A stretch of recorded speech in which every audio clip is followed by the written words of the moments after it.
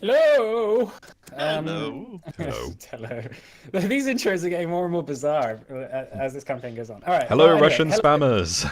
hello, Russian spammers. Russian Yes, welcome spammers. to session 105 of our D&D campaign. Woo! Woohoo.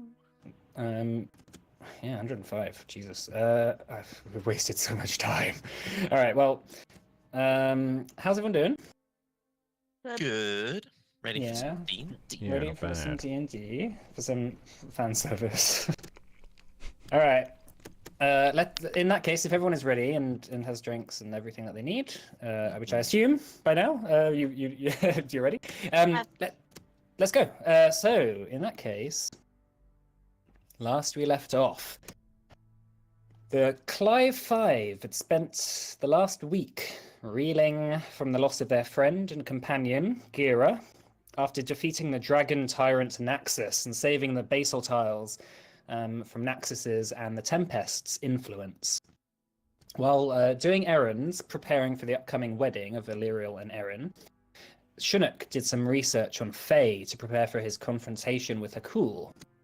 He was led to a scholar named Rejak Holdale, a survivor of Hakul's service, who was hiding in the city of Viel. But after Chinook made contact with him, he and all his family were unfortunately murdered in cold blood by who Chinook assumed was by the followers of Hakul in the city of Viel. At the murder scene, Chinook met Pascal Mosh, a student of Rejak's, who was in possession of an experimental clockwork machine, which is said to be able to open portals to other realms in the place of an attuned tuning fork. You sort of convinced him to escape the city, I think, and head to Erstwhal, while the party spent the last few days preparing for the wedding. Also, you went to the Frostbleed Peaks and asked Aidmere to come with you, Mona. And you went dress shopping and general sort of like nice things. So, it is now the morning of the 50th day of autumn, which is the morning of the wedding. You awaken in the inn in Viel after your week off, and you know that you should probably get going at some point. What would you like to do? Let's go.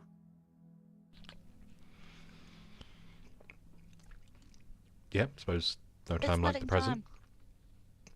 time. Maybe Would you like? help get Have you chairs have you set up paid if your we bill? go early, yeah. Your Oh, inn. Have you paid the inn stuff? if not, then I think you only paid for I the think I first paid. night. I think I paid mine. Okay. I remember you paid for the first night, but I don't think I asked for the others. Other night. I think Other I just paid 6 gold Okay, fair. for the week. But yeah, it'll be like 5 gold for all the other rooms. Okay. Yeah, so expensive, I know. Oh, Jesus. Getting All right. gouged because we're famous. Yeah. They have signs up being like the Clive Five stated. Yeah. The Clyde Five didn't pay their bills. in what's the inn in Baratheon called? The yeah, that you never paid your bill for. Yeah. Maybe that's why Lord Blackfire wanted to kill you. Yeah, You didn't pay your in bill. he's actually the owner of that inn as well.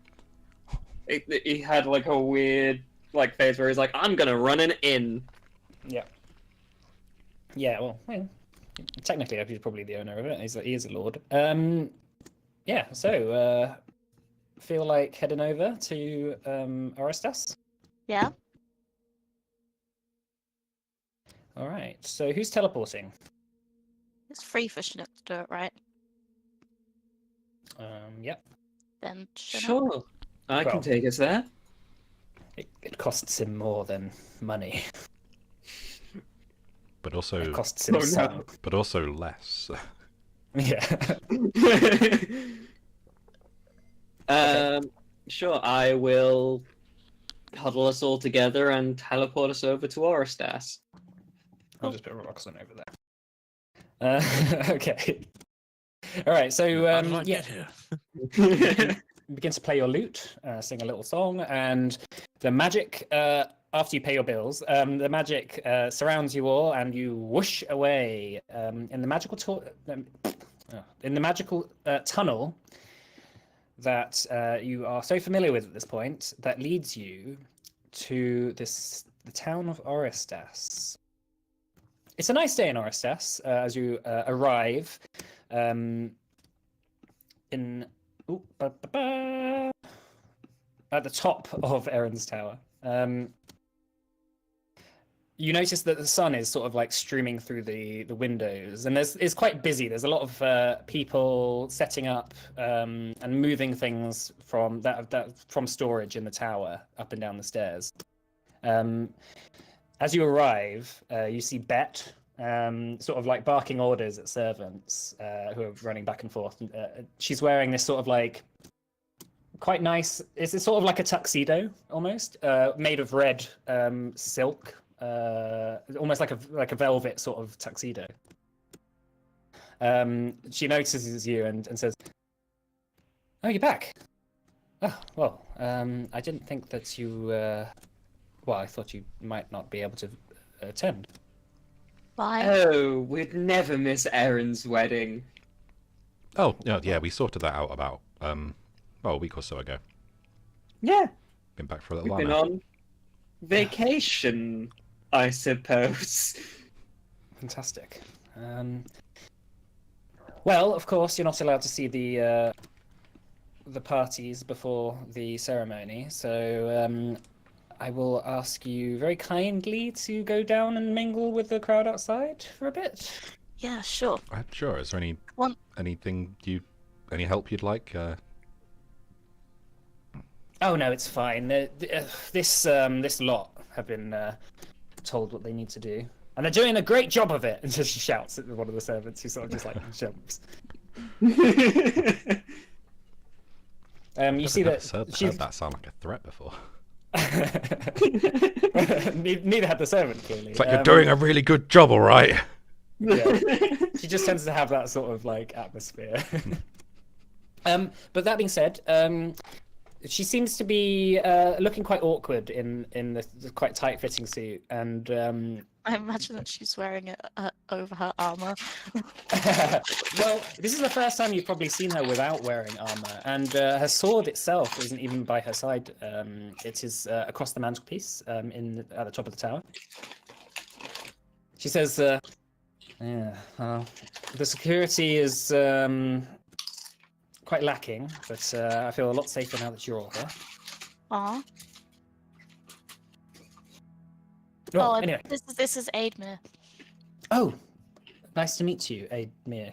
Uh, Are you? And she points to Roxon and Aidmir and says, "Are you related?" Yes. Oh my that's god, racist. that's so. I'll ignore that. It's a bit, Oh my god, you can't just ask if they're related. Aidmir says, "Yes, we are related, but it's still not the wrong." It's wrong of you to assume. But yes, Aidmir we- says, "Nice to meet you," and she says, "Well, I've never seen I've never seen anything like this tower before." And she's looking around and seeing all the sort of artwork on the walls, the bookshelves that line the top of the tower, the crest of the flickering spire, and the Ordo Serenitatem that's on the wall. And Bet says, "Well, I suppose you could all enjoy it from outside as well." Not to... All right, Right. we'll get out of your way. Yay! Get to show Aidmir the sea for the first time. Isn't that fun and exciting and romantic? So as you descend the staircase out of the main gates, you notice that there's a sort of stage in the that has been set up just in the grounds outside the tower, with rows of chairs. Look over in the distance, and immediately, as you exit out the open door, you see Aidmir just sort of stop and just like look out at the sea, and she goes, "I don't like it. it's really big." Yeah, but that's the magic of it. It's really big. And she goes out and she points over to the other side of the Bay of Orestas, and she says, "Is that Capenny?" That's No, Orestas. yeah, that's just, yeah. Oh. Wow, the sea is a lot smaller. Wait, so this isn't the sea? Or I it's- just, So- just kind of like kind of guide her head, just like turn to the left a little bit. yeah. That's the well. So this is kind of. I guess this is the sea. That's the ocean. This is like a bay. Yeah, this is just a bay. You notice that there's a lot of ships moored in the docks of Orestas, much more than normal, and a lot of them seem to be carrying banners, and they seem to be of quite high class. These ships, rather rich, rather rich passengers that they're clearly been carrying. You notice that a few people are mingled around. However, it is still early in the morning, and most of the guests haven't arrived yet at this point. But there are a few people around. However, at this point, no one you recognise. Like a few elves, a few humans from different sort of parts of Orthaid, clearly. Yeah, what would you like to do with yourselves? Maybe you could hire one of the ships to take you out. Wait, are you talking to me? No, I'm talking to Morna. Would you like that? Do we have time? I don't think we've got time. You could do it after the can- wedding. You can Yeah, borrow. that's true. You can borrow the carpet if you like. That's true. We could borrow the carpet. Let's go. Have you ever been on a magic carpet? It's a whole new Now world. that's a come online if I've ever heard one. Shining, shimmering. Yeah, you can be my Aladdin. Struck my lamp. Oh She- my. oh my god. She says, I have seen you use it, but I haven't gone on it before. Come on, get on. We'll show you. We can go out to sea. It'll be nice. Is it safe? Well, only if you don't fall off. All right. Well, you better hold on. Okay. She sort of clambers onto the carpet. It's more stable than it looks. She's like crawling onto it and sort of just like is lying down on it. Just like holding onto the sort of ridges in the carpet. Okay. We can go over the sea. I'll tell the carpet to move. Okay, so as the carpet sets off, immediately Aidmir just sort of gasps as it moves a lot faster than she anticipated, even though it's obviously moving slowly. She was like, "Oh, we're going up quite quickly." Takes you over the bay. You see that the sun is out, even though it's rather chilly. The sun is sort of like reflecting off the Bay of Orostas, and Aidmir is just looking over the sort of side of the carpet as it's sort of skimming across the water, and she says, "Can you take us closer to the water?" Yeah? Sure. I tell the carpet to go down. Okay, she as the carpet sort of descends and begins to skim sort of over the surface of the water, she sort of like takes one of her arrows out and is just sort of like tracing it on the water as it's sort of spraying behind it. Oh my Now- god. Yeah, cool, isn't it? This is amazing. Morna, she says, Yes. "What is this?" This is the ocean. No, I mean, what is this? And she's sort of like pointing to you two. What's going on? I don't know.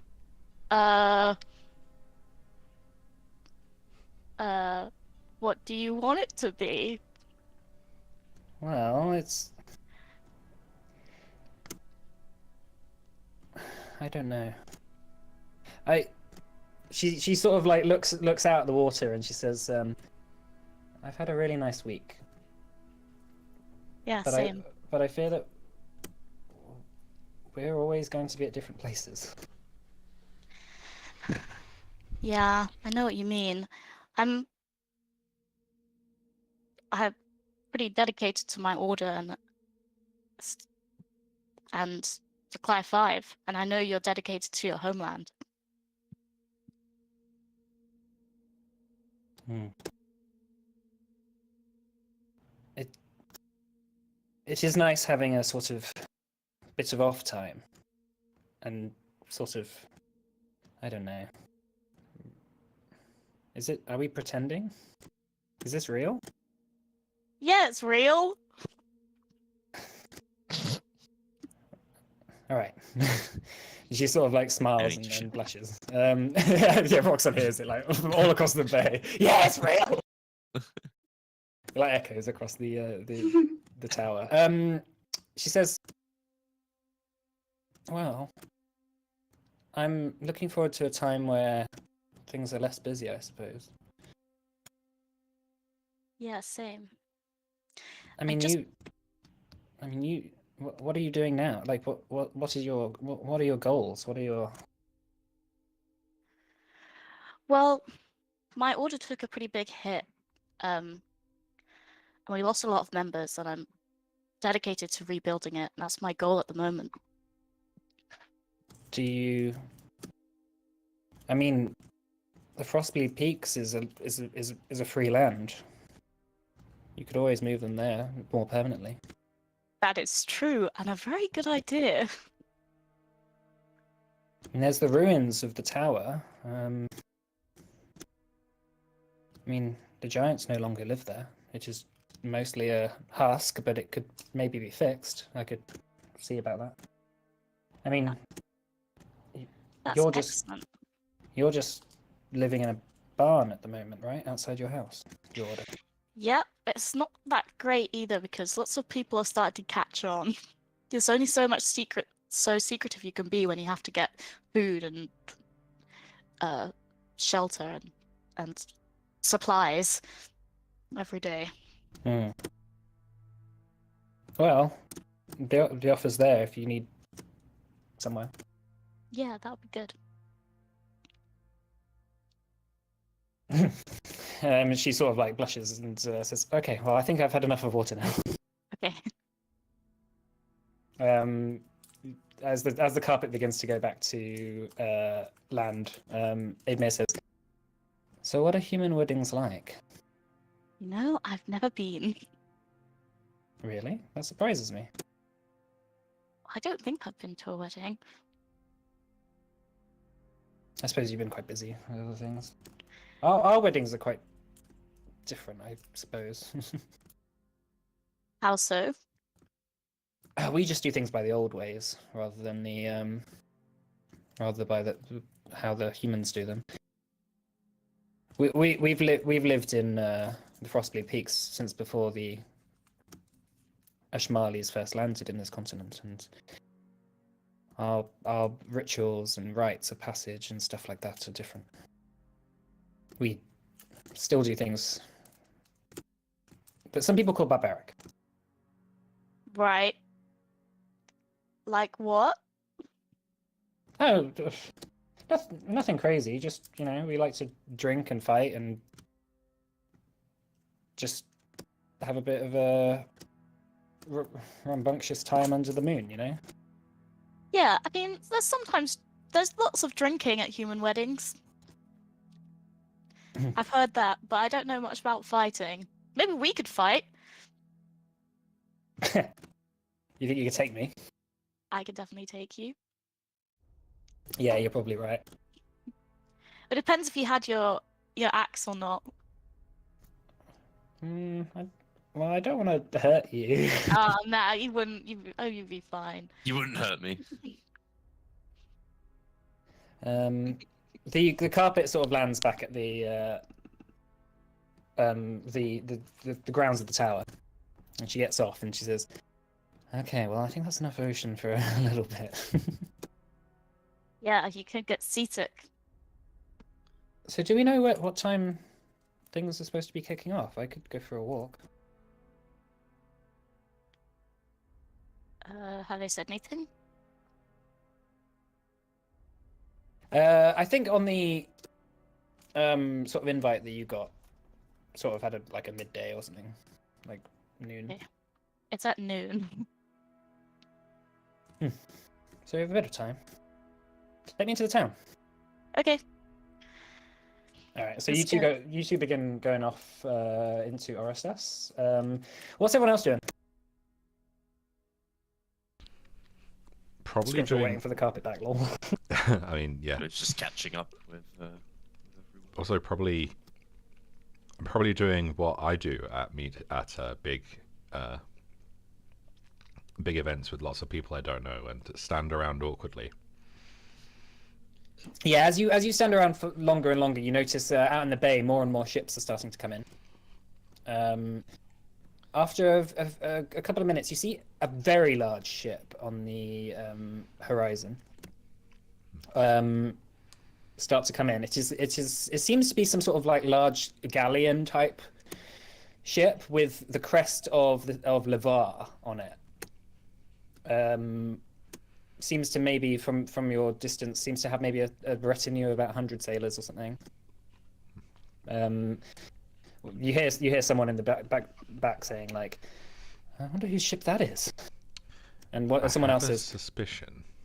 Oh, go on. It might be Is it Mayo Valens? Perhaps. He's from the Commonwealth. He's not from Levar. Oh, my geography is fucked up. I thought Lavar was in the Commonwealth. No, it's an independent state south of the Commonwealth. Oh, right. Someone in the back sort of hears you say that and says, "It is most likely Erin's father." This like noble woman, like elf, and she comes over and says, "Nice to meet you. What is your name?" Hi, my name's Scrimshaw. This is Roxon. Shannock, hello there. And I extend a hand to shake. Oh my god. She takes it. Her hands are very sort of like she takes your hand very firmly and sort of like pulls you in closer. And she sort of shakes it, and she's obviously with elves it's quite hard to tell how old they are. She seems to maybe be in her sort of mid-30s if she was a human, but that could be like who knows how old she could be. She seems to be older than Illyriel, and she says, "Nice to meet you, Shannock. My name is Eldrin. Eldrin James." Eldrin. Wow. It's a pleasure to meet you. Does she look like Illyriel by any chance? Yeah. I am facilitating the ceremony. Oh. May I ask how you know the bride and bride? Illyriel is my sister. Oh. Oh, okay.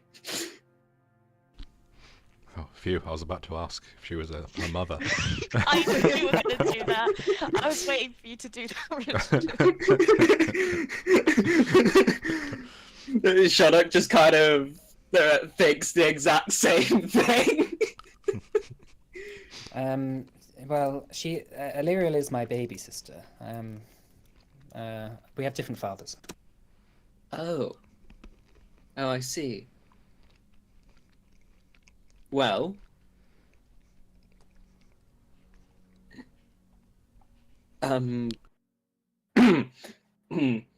Right. She sort of just like breaks into a smile and says, "Have you never spoken to an elf before?" I have just, you know, I've had a very long week, and words are not my strong suit right now. Very well. Well, most people at weddings like to come for the free food and the alcohol. Maybe that would be more of your liking. Certainly. Certainly. How do you take to alcohol? Well, I'm I am bound by oath not to drink, but yeah, I do not have any ill feelings against it. Very well. And so the answer is no, you cannot buy me a drink. I know what you bards are like. And how could you tell I was a bard? You have a loot. And you are and she points to you, Roxanne. Sort of nods to you. Annoying. Oh, you were talking.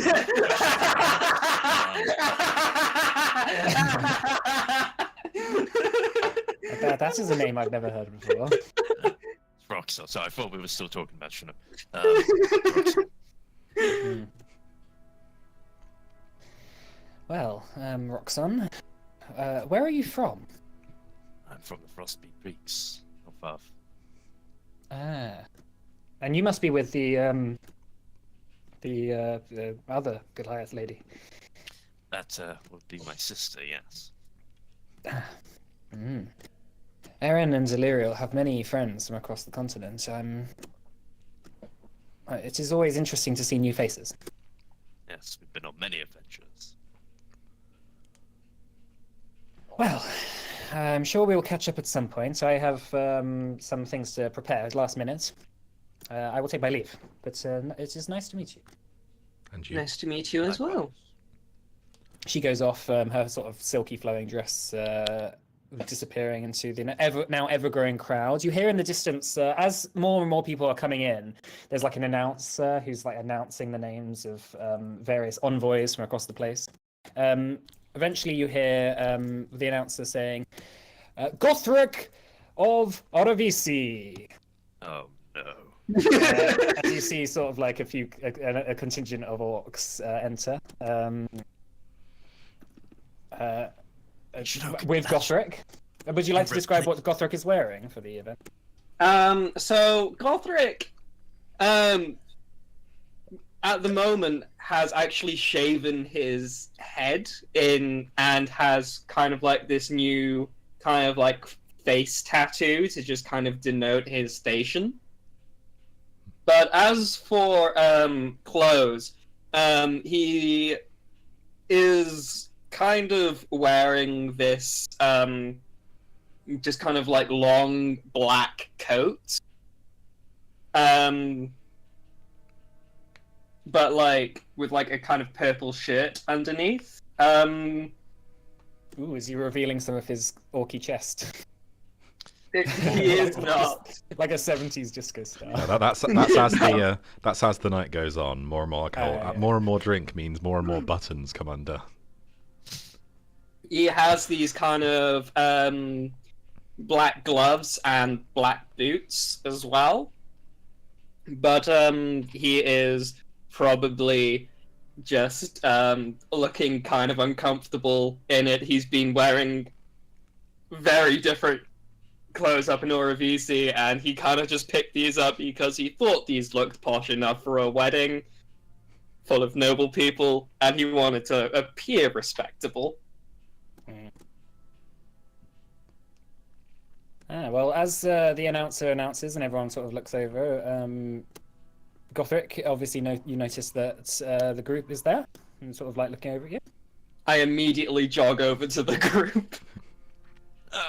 Gothric. I see you've copied my hairstyle.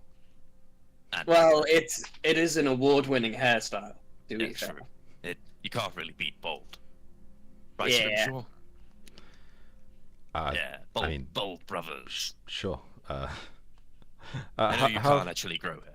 Scrimshaw. How have you been? I have been bored. Very, very bored. I thought with new magical powers and being like the supposed herald of Thaxando or whatever it is I do now, and, you know, being considered a chosen one amongst my people would be, you know, at least a little bit more fun. But no, it's just politics. Oh. More people do what I say now, though, so that's a plus. When was the last time you fired a gun? Last night. Oh. You know, ever since Thaxando gave me the new rifle, a lot of the orcs around me, a lot more of them decided to take up firearms, seeing as, you know, if it's good enough for our god, it may as well be good enough for them. So you now have an army of rifle-wielding orcs. Yeah. Well, Oh god. I don't A suppose you... lot more of them have guns, but like not all of them. I'm curious. I don't suppose you've been able to figure out like ultra range bullets that could shoot a planet down. Why would I want to shoot a planet? Wait, have we not told? You haven't Have we talked not to had me this about conversation? anything. Oh, well, you didn't tell him about the planet. Was Gothric not with the party at the then? Yeah, Gothric, What you was yeah you were Swanee with yeah you were was? with us when we were doing the Planet Wait, Dead stuff. wait, what- Forget about the planet. Like When did fought we find out Ashen about the planet again? In You the were there when- Frostbleed Peak. Oh Yeah, yeah, you yeah, were yeah. there. Oh Yeah, you were yeah, yeah. About that, we've only just mastered guns and a small degree of industrialization. Like, we can't just liberate an entire kingdom, introduce industrialization, add a new form of warfare, and also come up with the innovations enough to take down a whole gigantic planet of death things. Oh, Okay, That's well smart. yeah, maybe give it another few months. Yeah, maybe. We are moving rather quickly. Like, Sax is helping me out. We've been trading ideas on just kind of industrial things, how numerous different ideas, gizmos. I've been learning how to make a lot of explosives. Explosives are fun. Oh, Yes. I suppose a how- couple of things you should know. I don't think we told you. We lost Gira. Oh. and we don't Right. mean like he's wandered off because he's old. We don't know where he went. No, Uh, we believe he sacrificed himself to put an end to the Tempest and revert Oh, dear. his homeland back to, well, some semblance of its former glory. Well, me and the old man had our disagreements, but you know, I think it's, we all, but we it's loved him all the same. he died for his people and for the world even, and that is quite possibly the most worthy death someone could ever really undertake. May he be with his ancestors in whatever heavens they believe in. He fulfilled his purpose. Filled his. Yes, to come up a little away from the doom and gloom. This is our new friend. This is Oh, no. this is Chinook. He's been traveling with us. You two he's should introduce been joining us on this. have a conversation. Back to yourself. Hello there, I'm Shuddock. Hello. Fucking Christ, this Okay, feels weird. you start to have an Yeah. introduction amongst yourselves. After a few seconds, Gothric, you feel like a nudge in your back to turn around to see Sax behind you. Oh, Sax, hello. You've met these strange lot. I've met some of them. You see obviously the gnome. With he's got very large sort of rimmed glasses on that makes his eyes look massive, and his hair is just like all completely singed and like blackened with soot. As he's like washed his face, but his clothes do smell like gunpowder. He says, "Morna, you never returned to buy any more explosives from me. I figured that you would. Were they not to your fancy?" They were, but we haven't had a chance to come back. Oh well. Well, I've set up shop in the presence of the orcs, believe it or not. If you'd ever like to visit sometime. Yes. Lucenia is not for me anymore. The Commonwealth haven't been particularly kind to my people. Oh. What have they been doing? Well, they've always been pretty nasty. Just we don't really have a homeland to ourselves. An independent homeland, at least. Not yet, anyway. Maybe at some point. Well, until then, all gnomes are welcome in Oravisi. Of course. Surely Well, there's this is surely why, there's got to be um, some gnomes that are dicks. There are definitely gnomes. Well, there's a lot of whatever you are that are dicks, I'm sure. Well, yes, I am a dick. I don't think you understand what you just said there, mate. But that I'm a dick? No, I am a dick. Well, Right. yeah, well, Sax is like, well, this is awkward. I'm gonna go have a drink. And she's just like waddles off. You watch him like by one of the sort of tables that have like drinks and snacks and stuff on them, sort of like making his like weird own concoction. Where he just gets like a hip flask out and is just pouring it into like the punch bowl and just like, that's better. Oh no. Oh no, it's his own brews. You don't want to drink those. Leave the punch alone, I would recommend. Alcohol? Yeah, like maybe drink like the wine or the ale. Just leave the punch alone. You will have a hangover that lasts a week. That sounds delightful. Let me get some of that. Oh no. As you walk over to the table, you see Sax there. He says, "Now, you seem like Roxon. You seem like exactly the kind of person who would enjoy this." Oh, He yes. holds out his sip flask and says, "Take a bit of that." Here we go. It's good, isn't it? That warms the soul. Yeah, it's motor oil. Uh-oh. Only the well, finest lubricants. Well, I definitely... I feel something. Something starts to churn. Scrimshaw just comes out. Oh, what is that smell? Scrimshaw might Smells- like this. He's smells basically really- a car. He's Something basically like smells really good. Scrimshaw, have some of this. Do you drink some? Sure. Yeah, I'm not really sure how it would affect you. Again, your sort of insides start to churn a little bit. That's You feel a bit lightheaded. it's I did warn you. it's viscous. Oh yes, it's very viscous. No, it's designed for sort of clockwork machines and stuff.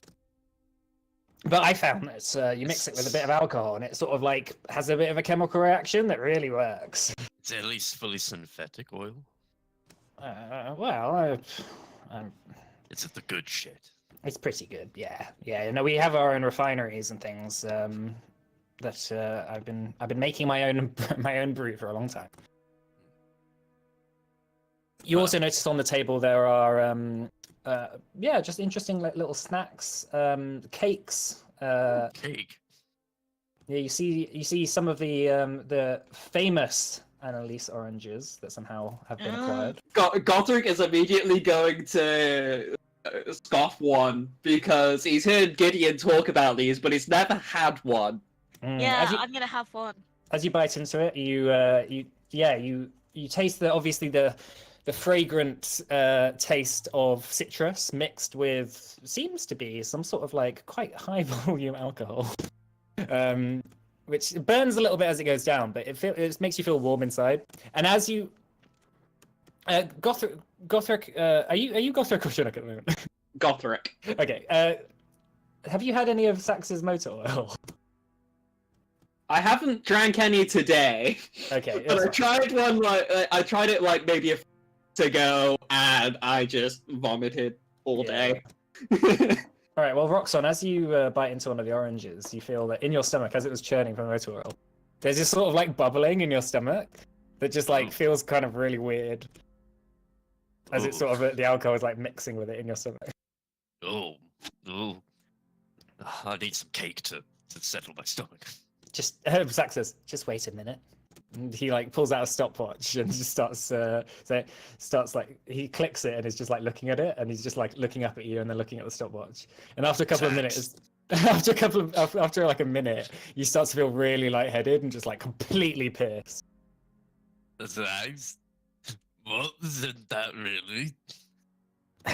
Yes, it even works on Goliaths. Oh, what have you done? No. Sax! All right. And he takes out a pill and says, "All right, take this." Oop. Almost immediately, it starts to reverse the process. Ugh. What was in that? I told you, motor oil. It's not like any motor oil I've ever tasted. Well, of course How not. much motor oil have you tasted before? A couple of times. Yeah, I was really what drunk. actually is motor oil?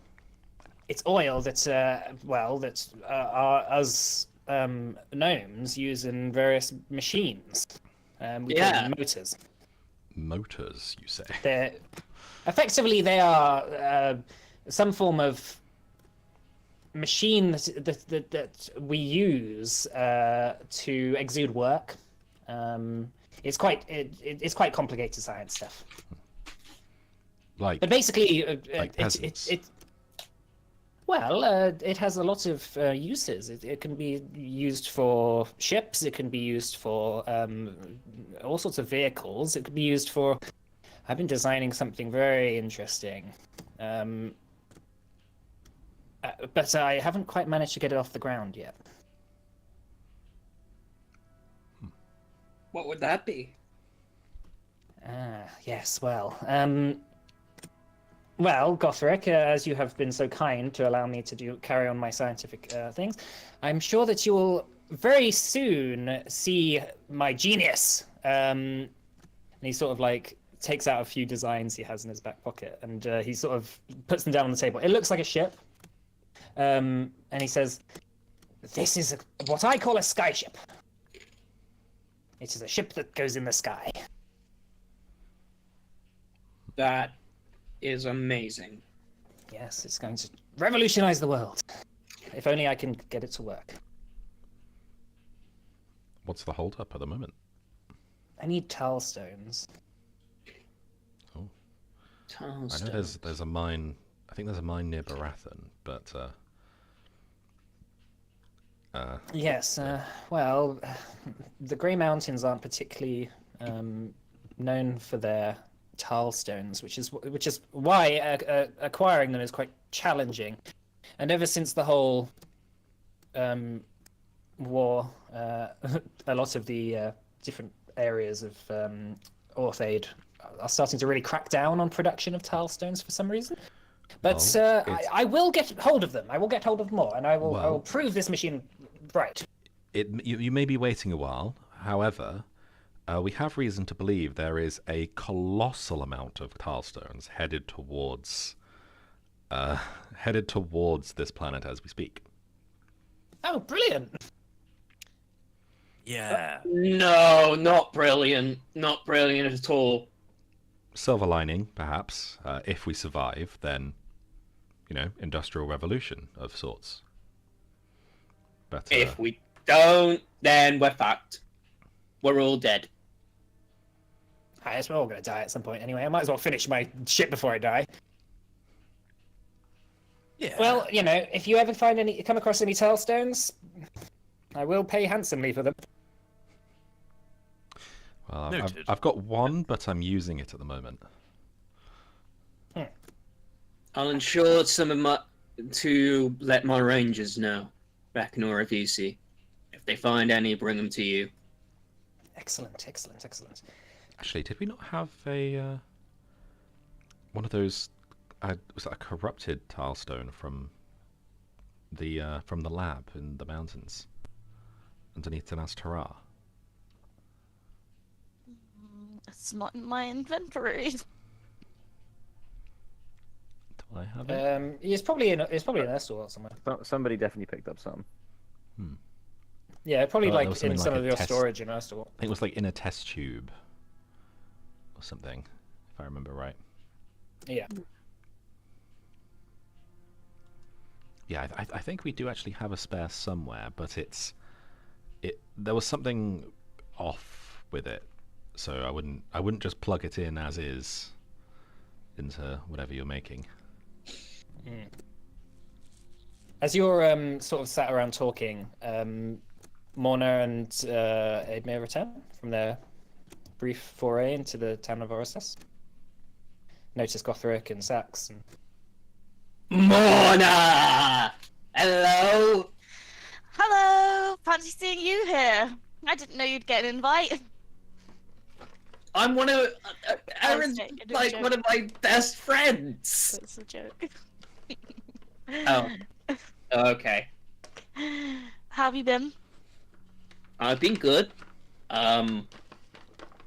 Been very good, been very bored. Yeah. Yeah, you haven't been on any adventures!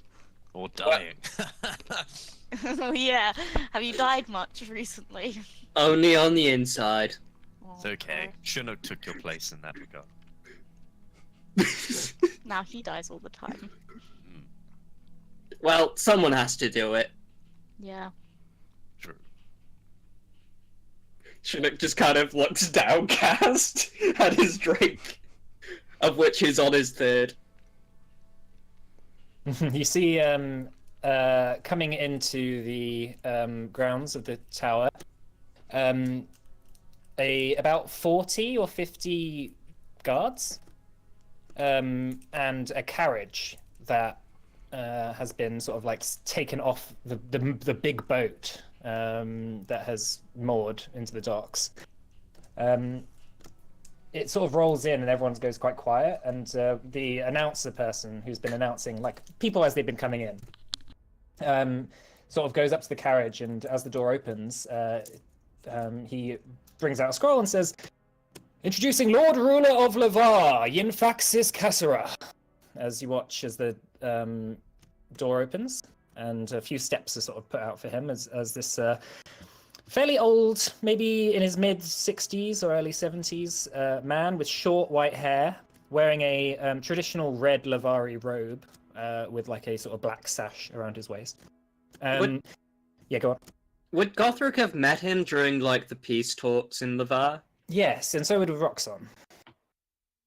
Awesome. Not met him per se, but would have been around him and have recognized him. He comes out, and a few guards sort of like look around, just making sure that no one's gonna try and kill him. And he immediately is escorted right into the tower. He just sort of walks past you all. You hear Sax sort of muttering to himself, "Now that's a hard ass if I've ever seen one." Yeah, I don't like him already. I mean, I already don't like him. I'm not one for people like him. Fucking trash. Well, now. He is the bride's father. I know. You know. But yes, he didn't particularly treat her very well in her formative years.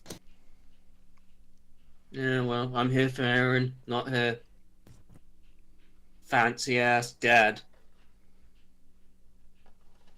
Well, they've clearly made up quite a bit of bad blood, considering he's here today. So that's a sign of progress, I suppose. But as he walks past you all and goes into the tower, you see that he's like a very stoic man. Like his face is sort of partially battle scarred, and he seems to have like a grimace on his face constantly. I wonder if he's ever smiled. Hey, Chinook, you should try and get him to crack a smile throughout the whole thing. See what happens. Chinook just takes this as a challenge. People tend to smile when they dance. Oh no. I think You want me to invite Aaron's father up to dance? Yes. That Oh, sounds amazing. I mean, that wasn't the joke that I was making, but I mean, that works too. What joke were you making? Well, you have the ability to No. make people dance, don't you? Oh yes, that sounds Oh, great. please, no. I believe that would be considered a hostile action. Yeah, I mean that. This isn't our day, guys. This is Illyria and Illyriel's day, and we're It's not. always our day. We're the most important people here. And we're not going to ruin it for them. We're not going to ruin it for them. Stack No. says, sorry, just a sec. Stack says, I heard that Yinfax's Kessera used to smile, but not since his wife died. Oh. Aw. Well, let's change that. Get smart. Are you suggesting, Let's bring it back from the dead. Are you suggesting we find her body and we've only got 3 hours? Resurrect her. Oh wait, we can't do that anymore. We don't have Gira. Damn it. I can do it. Can you? What? Yeah. Since Please. when? Please don't Oh, bring. kidding. I was gonna say. I thought that would be totally against your religion. Yeah, I don't really agree with bringing people back from the dead. Yeah, but we could do it in this occasion. Gothric kind of grimaces. It'd be quite funny in this situation. Could you imagine his reaction when his dead wife walks through? Bruh. What we? Oh, I know. Instead of Aaron walking down the aisle, should be his dead wife. Yes. Both Gothric and Shunnok just like stare at Morna incredulously. You notice there's a couple of the nobles that are around within earshot range is like walking away from you guys. Yeah, maybe this isn't the best topic of conversation for a place like this. Let's be at least a little bit more discreet in our conversations about important rulers and their dead wives. If we had come in not through the circle, would we have gotten an announcement as well? You could always ask him to announce you. Oh, it's a bit late. Yeah, It's a we bit. should get It's it. No, a no, bit no, late no, now. I think no. that would just come off as a bit desperate, right? No. With the Clive 5, we're important. We I feel deserve like announcement. if you have to ask for the announcement, then No, it's fine. it's a fine. bit sad. I'm gonna ask. Hang on, I can sort this out probably. Let me have Thank a look. We deserve proper introduction. We are- Thaumaturgy.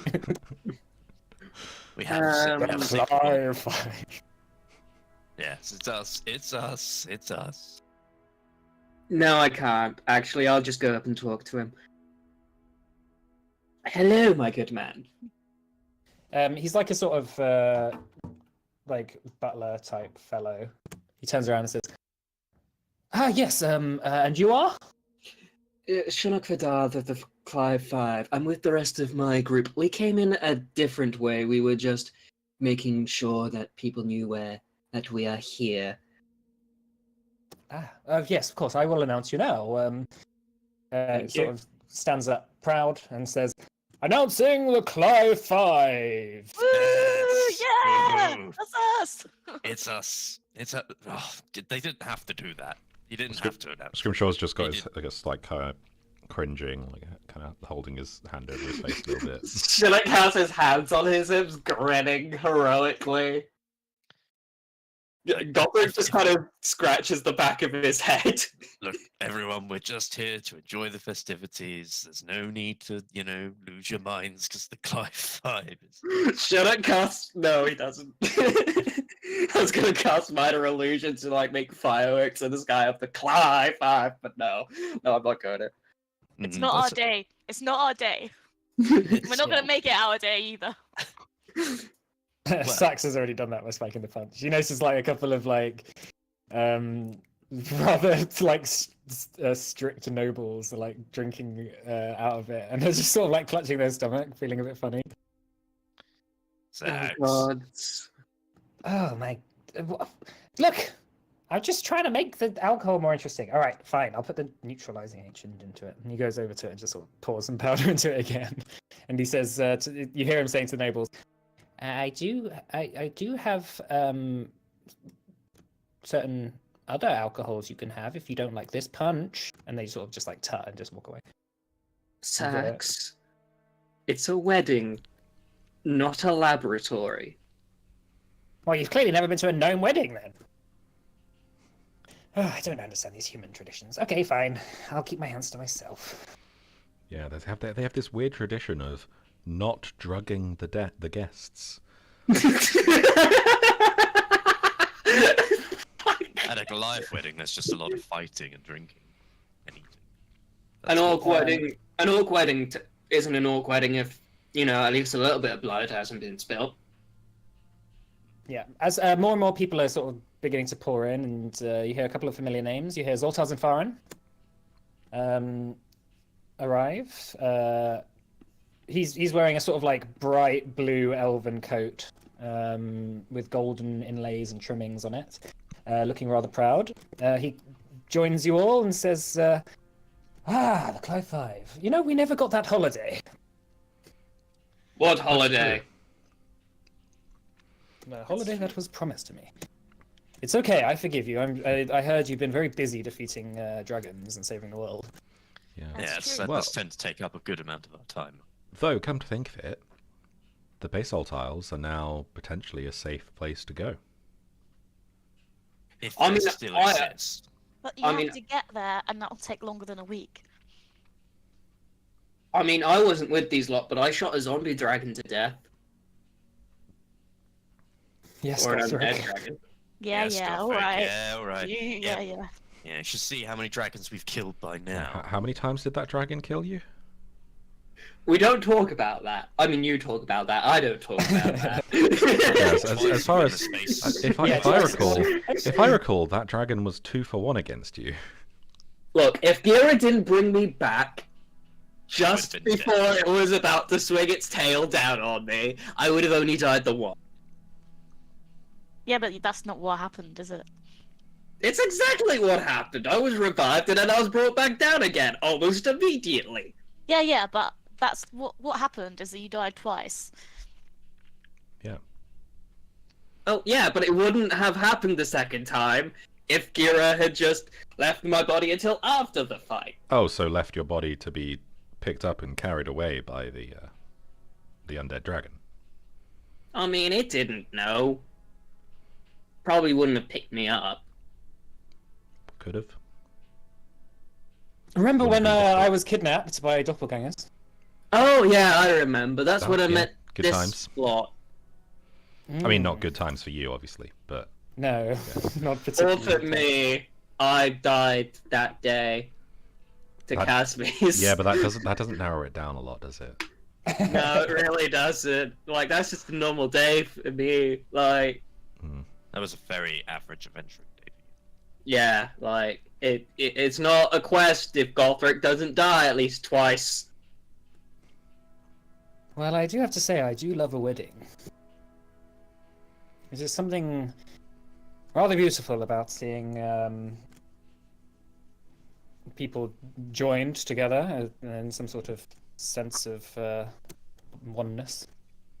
You know, seeing all of you today is rather great, but I wonder how Gideon's getting on.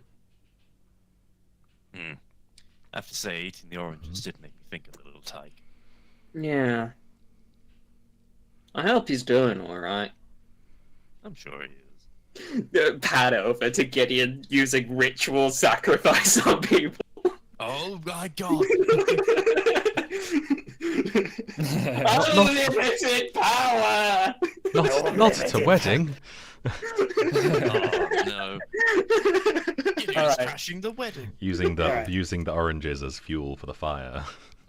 Okay, so to move on, so more and more people start to sort of begin to bleed into the thing. Some faces, obviously, that you've seen around, maybe in your times with Aaron, or in various diplomatic envoys and things like that, and missions. But eventually, people begin to take their seats by the stage, and a sort of band begins to set up and starts to tune their instruments as it gets closer and closer to noon.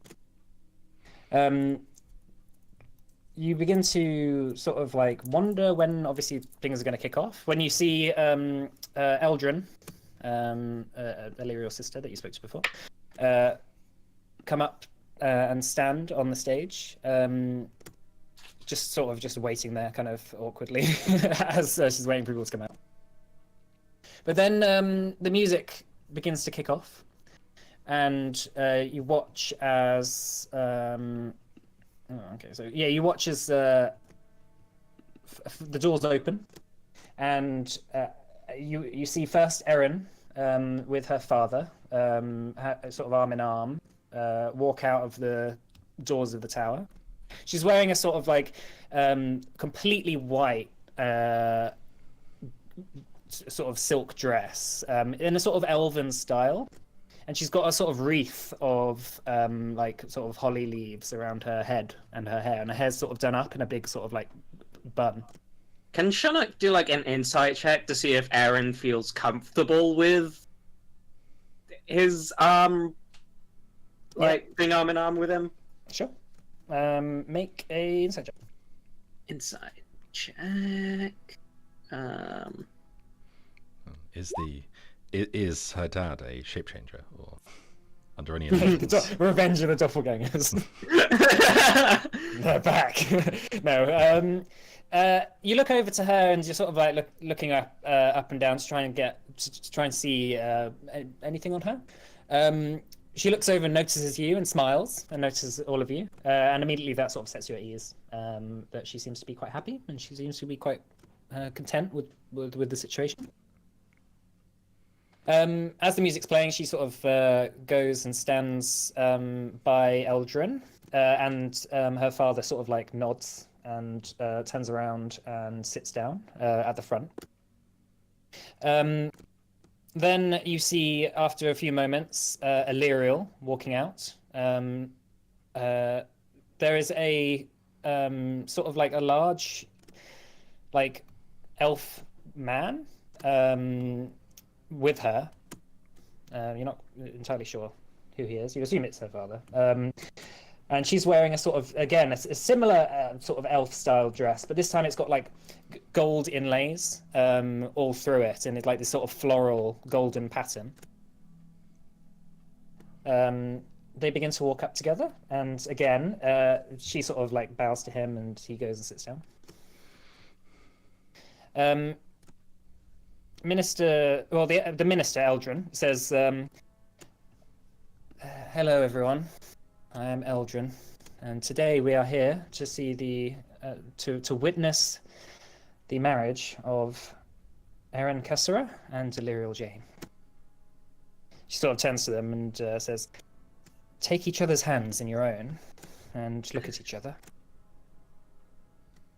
They sort of like both look each other in the eyes as Eldrin turns around and goes to a table that's behind her and takes out this sort of rope that is sort of like laced with gold sort of thread all around it that glitters in the sunlight.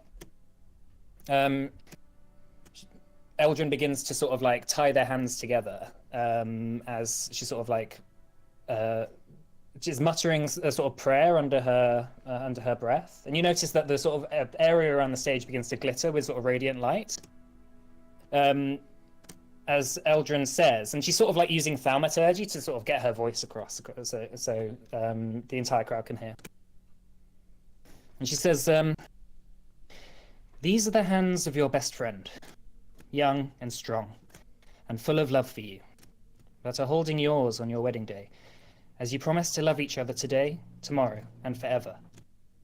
These are the hands that will work alongside yours, as together you build your future.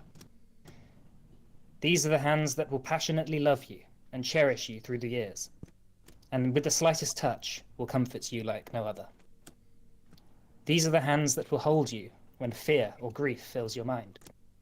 These are the hands that will countless times wipe the tears from your eyes, tears of sorrow and tears of joy.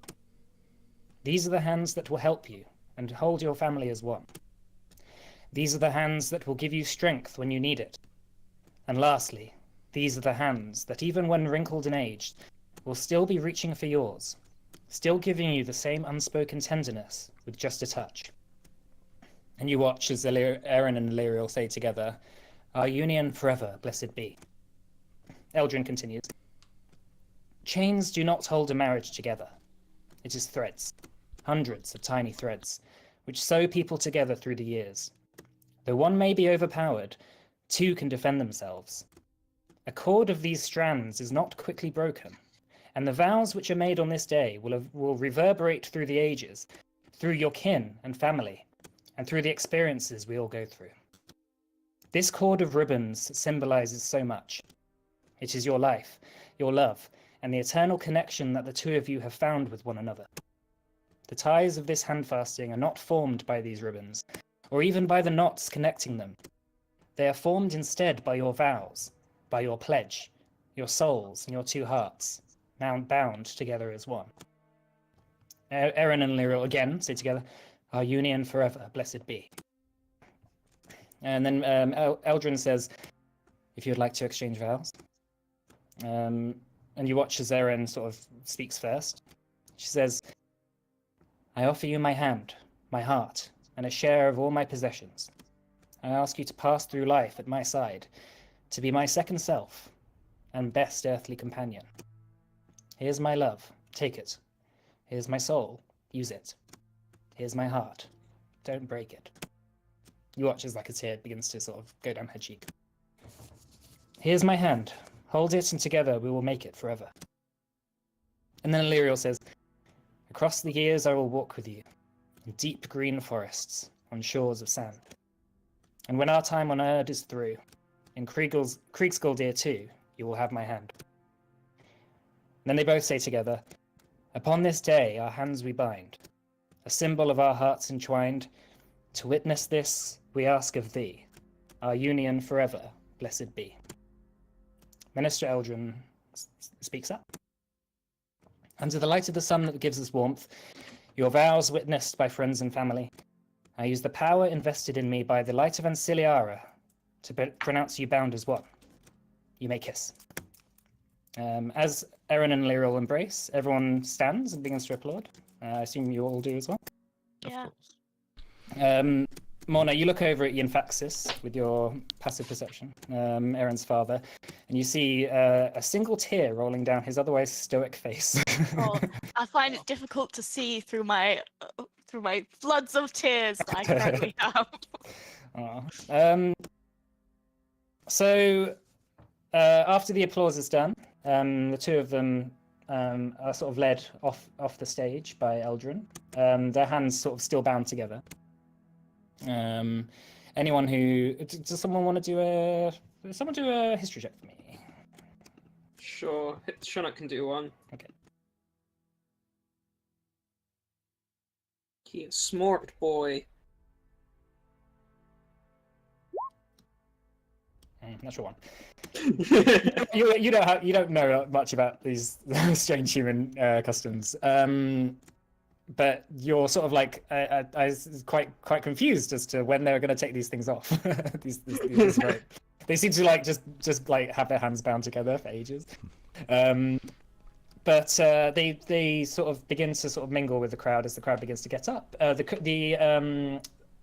The band who's playing begins to play some other music, just some sort of ambient, chilled music. As the servants begin to roll out the chairs and create an open space for festivities, as tables are beginning to be laid out. Sort of one by one, you're all sort of led to the tables that are led for food and festivities. You have all been placed, not on the main table with obviously Eren and Lyriel and their parents and stuff. Well, fuck, I'm leaving. Yeah, but you're close to the front, and you know, Gothric and basically all of you lot are all on one table together, including Zoltar and Farah and Sax and that like. But yeah, let's take a break there, shall we? Sure. Sure. All right. See you in a bit, Russian spammers. See you in a bit. Goodbye,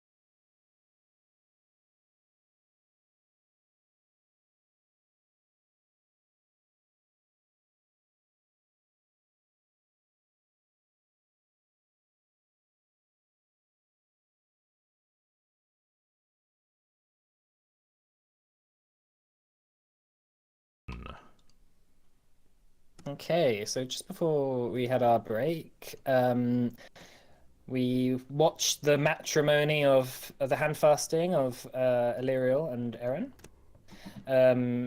In the rites of the Pentasta, which is obviously the religion.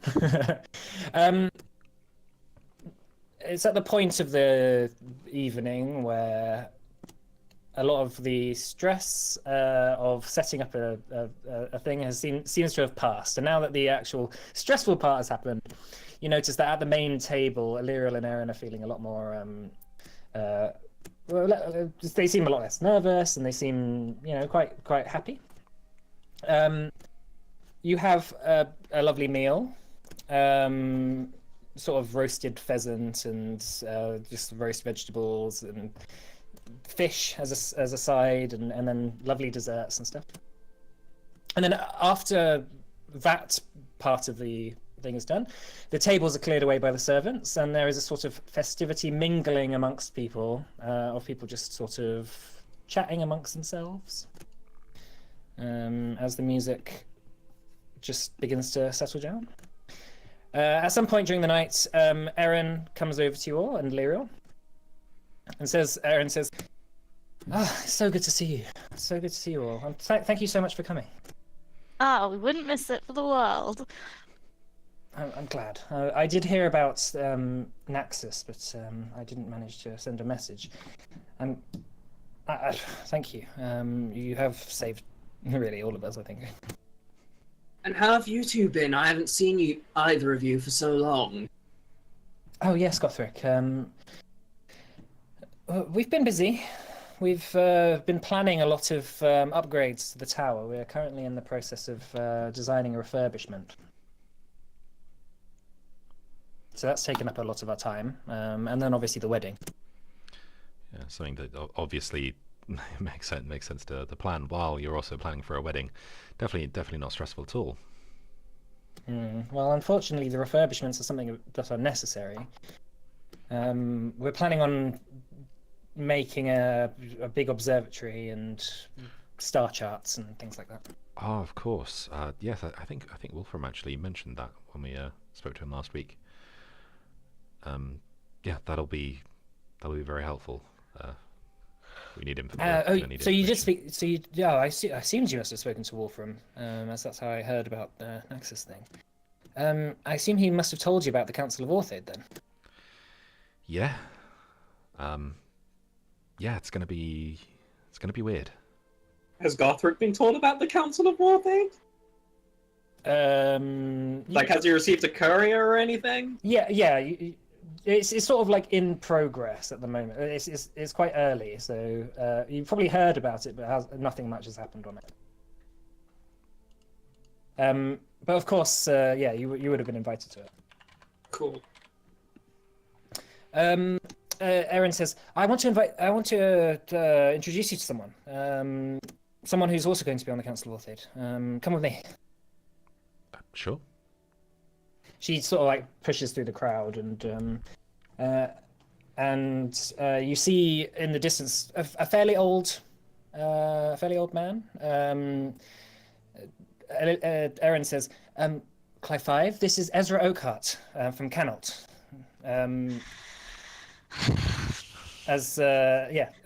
Matt, would you like to describe what Ezra is wearing? Yeah. So he's probably about like 80, around 80. He used to have kind of like messy hair. It's kind of slicked back in a kind of ponytail of sorts. A long beard that has likely been shaved just for this occasion. Wearing maroon robes, not to be to kind of be say crimson robes. They're kind of a darker red, and very deep and look very expensive.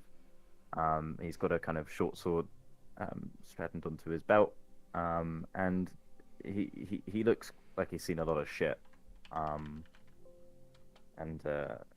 but has more of a smile on his face than Ian Vaxis. Eren says, Ezra is an old friend of mine. He's the Lord Commander of the army of Canault. Hey, Oh. that'll be right. So you're the Clive 5. I've heard a lot about you. And I haven't heard much about you. Tell me about yourself. I think now's the time for that. Besides, we're at a wedding. How rude to What's start your star sign? You think? You're a Gemini. Are there star signs in all these? Of course, This, there's this, star signs. yeah. Oh, what kind of strange place would we be without one? So you've heard of us, have you? Heard of you? I get messages every other day about you lot of bastards. Yeah. And what kind of things have you heard? Well, if you ask someone like Lord Blackfire, and he kind of looks over. Yes. Well, Well, he- Blackfire's a twat. Well, he'd seem to think you guys are worth hanging in the stockards. Yeah, But- well, he can try. Well, I'll I steal mean, another one of his squires again. If he yeah, I tries. mean, he has tried. Yeah. And we made shish kebab of his people. Well, I always try to ignore rumors. So, Well, he hasn't tried to kill me, so I'm alright. Yet he will try eventually. you don't happen to know anything about reports of 3 fellas from only the Clive 5 up in Voltharim the other day? A few months back, maybe. No. No. Alright. Well, Maybe it wasn't yet. I distinctly was a tall, dragon-looking fella, and a half-elf and a Goliath. But maybe it was all wrong. Nah. Sounds wrong. There's a lot of Goliaths around. I hope you're not trying to insinuate that all Yeah, of us that's look true the right same. here. Well, you mean the dwarves of Uzuldanar are usually fairly well trusted in these matters. Like to keep stock of people like you. What did they do in Volthorim? Why, they went for an inn, stayed the night, and then seemed to leave. It was just rather strange. Well, how much was their stay? Why the Yeah, bloody hell would I know how much? you, they- remember, they- you did go to Voltharim for a little bit. I know, but he's trying to remember how much it was. Why the hell would I know how much it was? It was just a missive. You guys are weighing too much on this. If it's not a big deal, I was just trying to map out where do you go. That's all. I yeah, I don't don't think think. Oh, it's we an Yeah, I go don't answer. think. everywhere. I'm not sure we've ever been to Dean. Genius, say. I, What so, do I you was, mean? no, I mean Voltharim. Not Dean. Oh. Don't slip of the tongue. I'm gonna say Have you tried these oranges? These are really good oranges. I've had a fair few in my time. Pilfered a few too, but I can have one.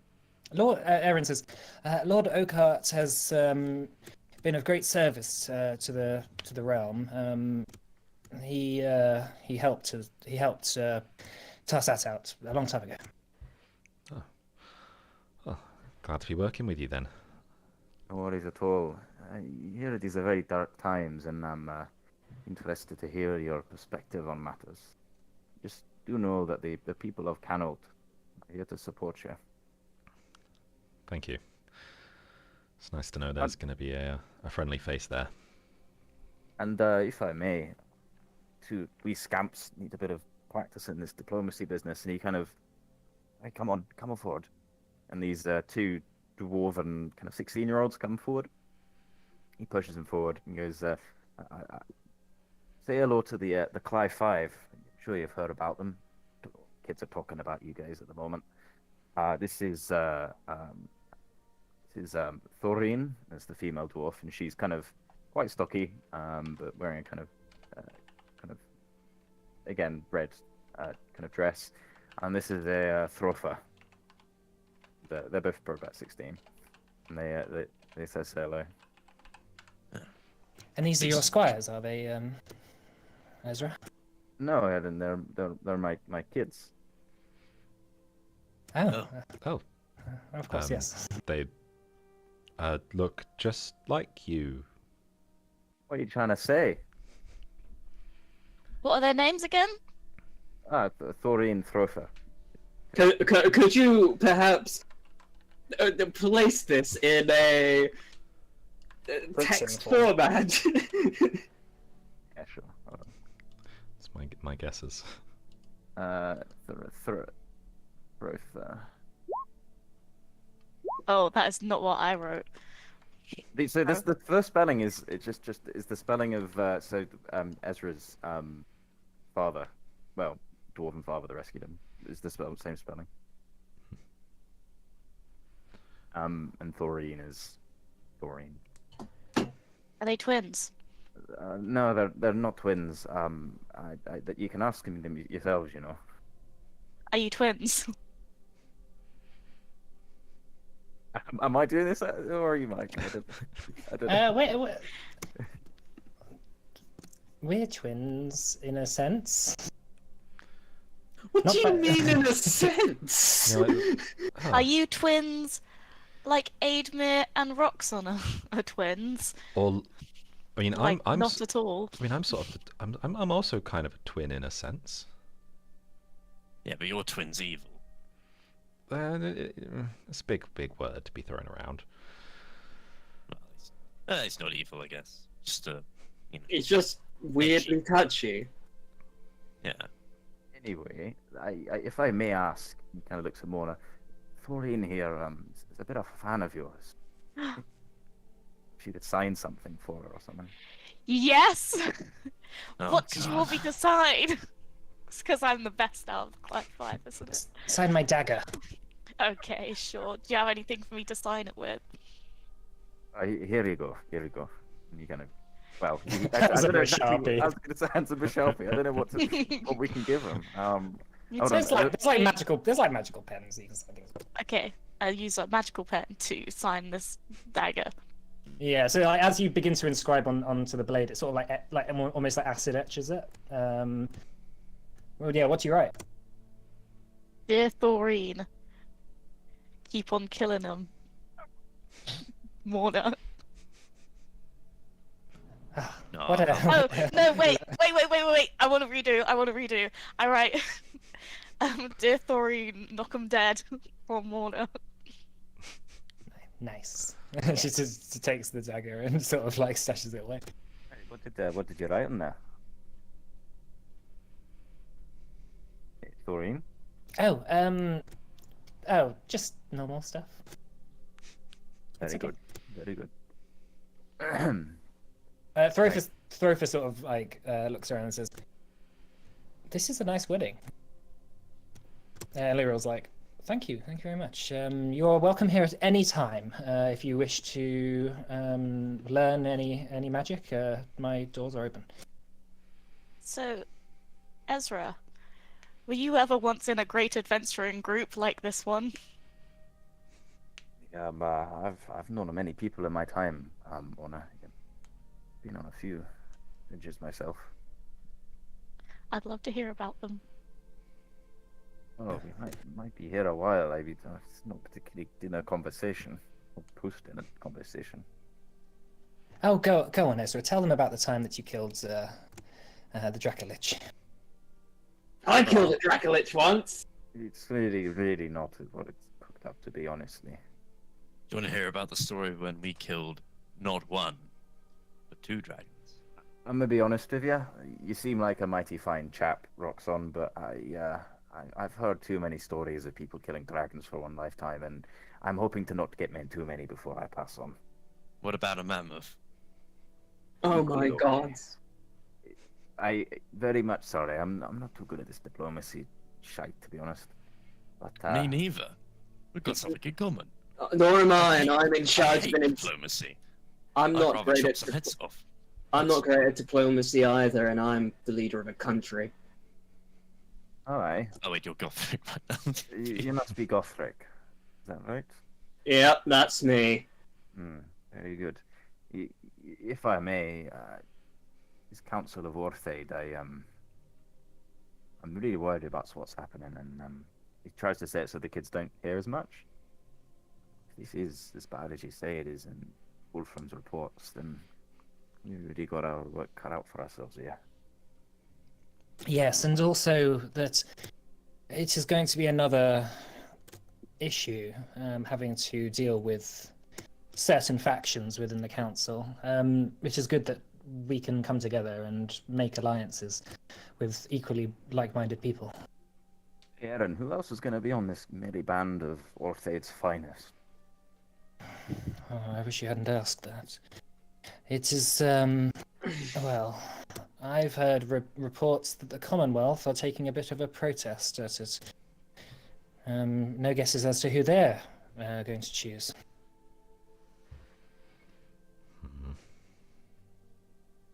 It shouldn't cause any problems, I imagine. Well, I mean, if the rumors are correct and they do decide to choose Mayor Valance, I'm sure that well, we'll certainly have our work cut out for us. And what of the three cities? Well, the Free Cities have had a couple of representatives, obviously, because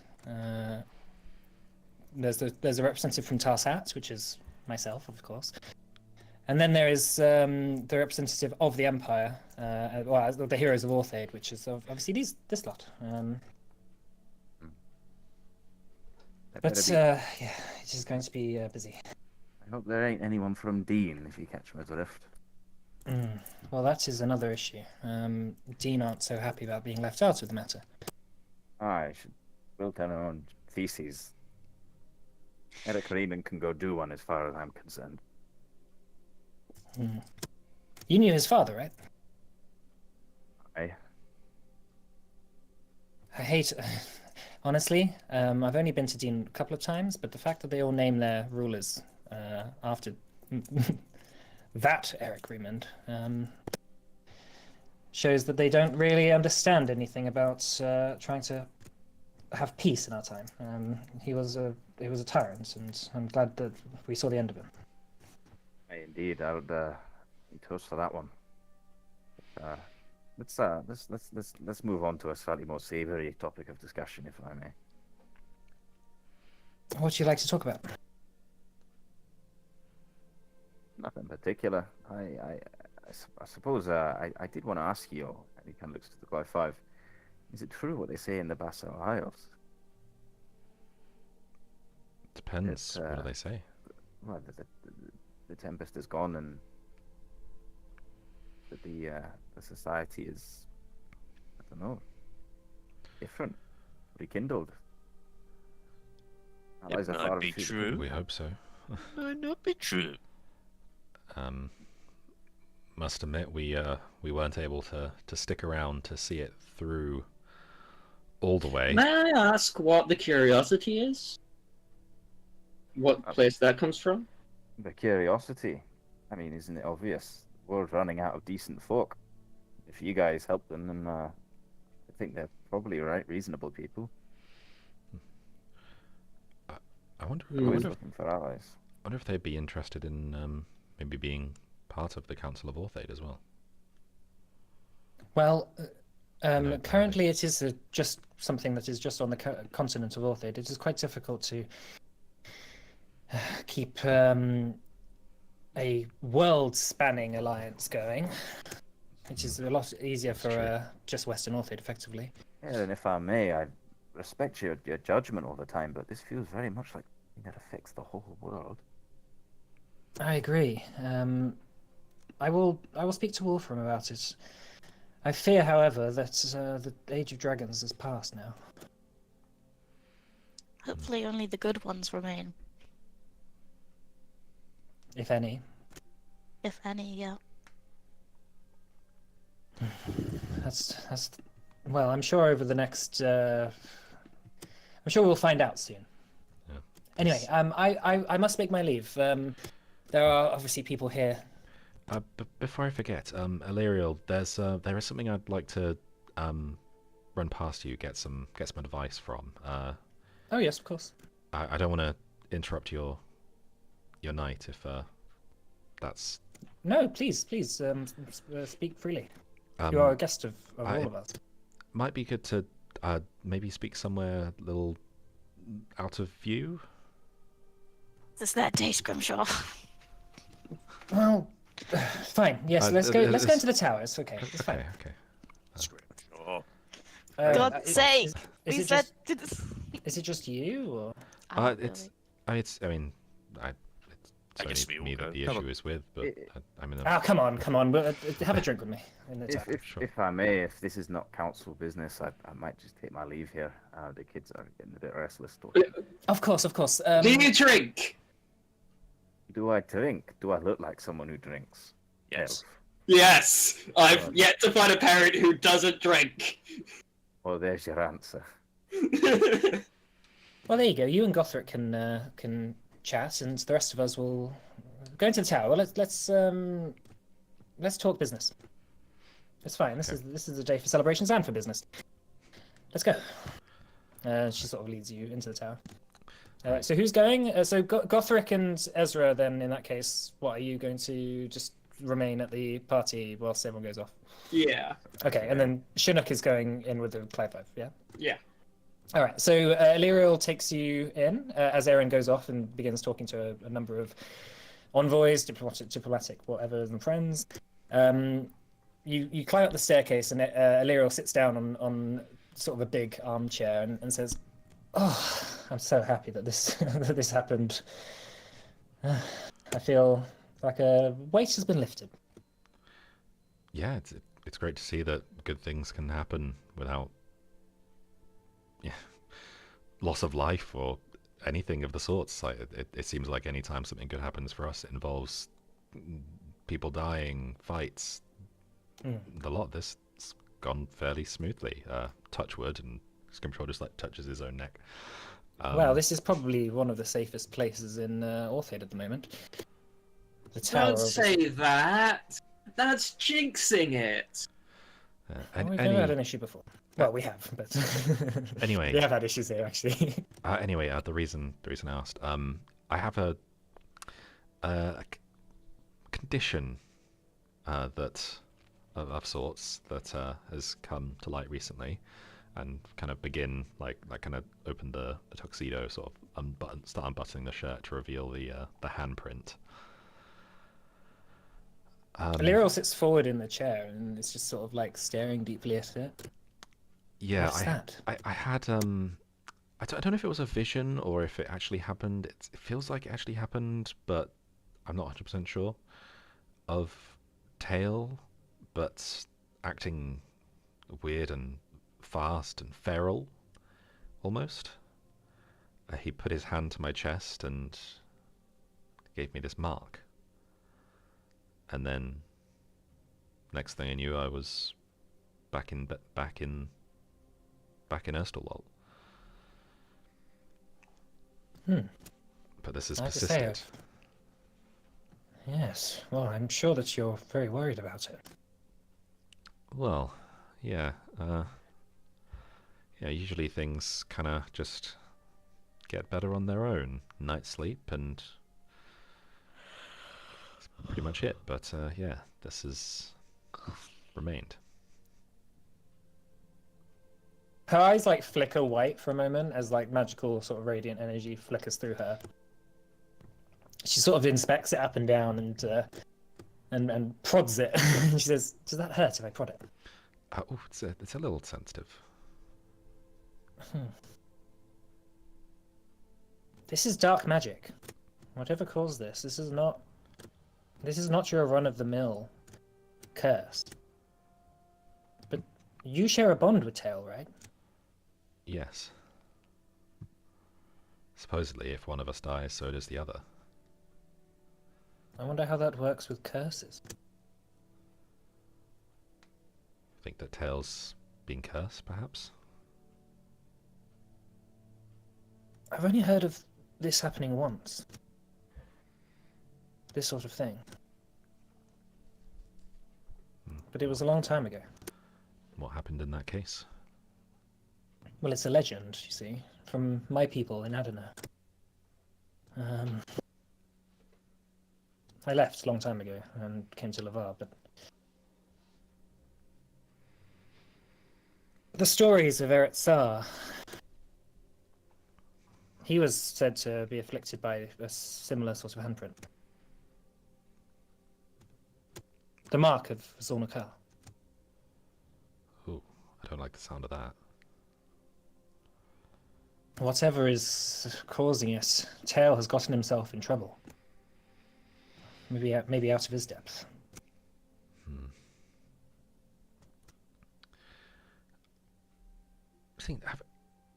Has Tail met anyone that we know that can cast Sending?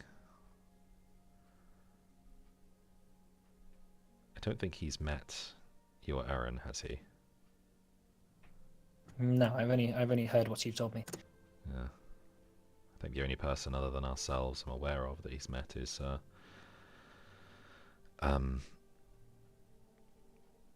Halcyon, but yeah, obviously that's no good. Well, I might be able to help with that. Oh, So Aaron somewhere around here has spell scrolls. oh, that He would might be be able to yeah, that would be use a handy. scroll. I don't think I've. Oh no, we have used scrolls once before. The non-detection ones. Let me have a look. And she gets up and begins to root through the bookcase. She opens up a sort of a binder, almost like a folder that has like a whole bunch of different scrolls in it. She says, "No, not that one. Definitely not that one. Yeah, here we are." And she pulls out a scroll and says, "This is probably all I can help you with. Again, you'll only be able to use it once." It's very helpful. I'll have a think about the words.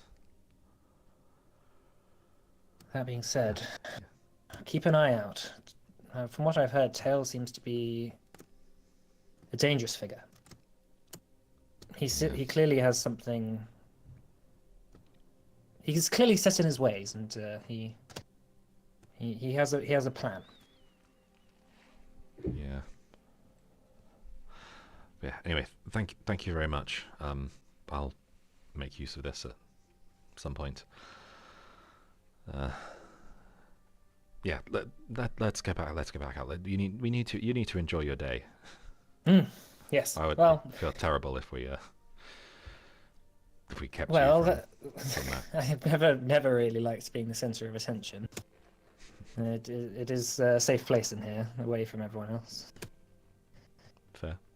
But Aaron and I are gonna take a few weeks off after this.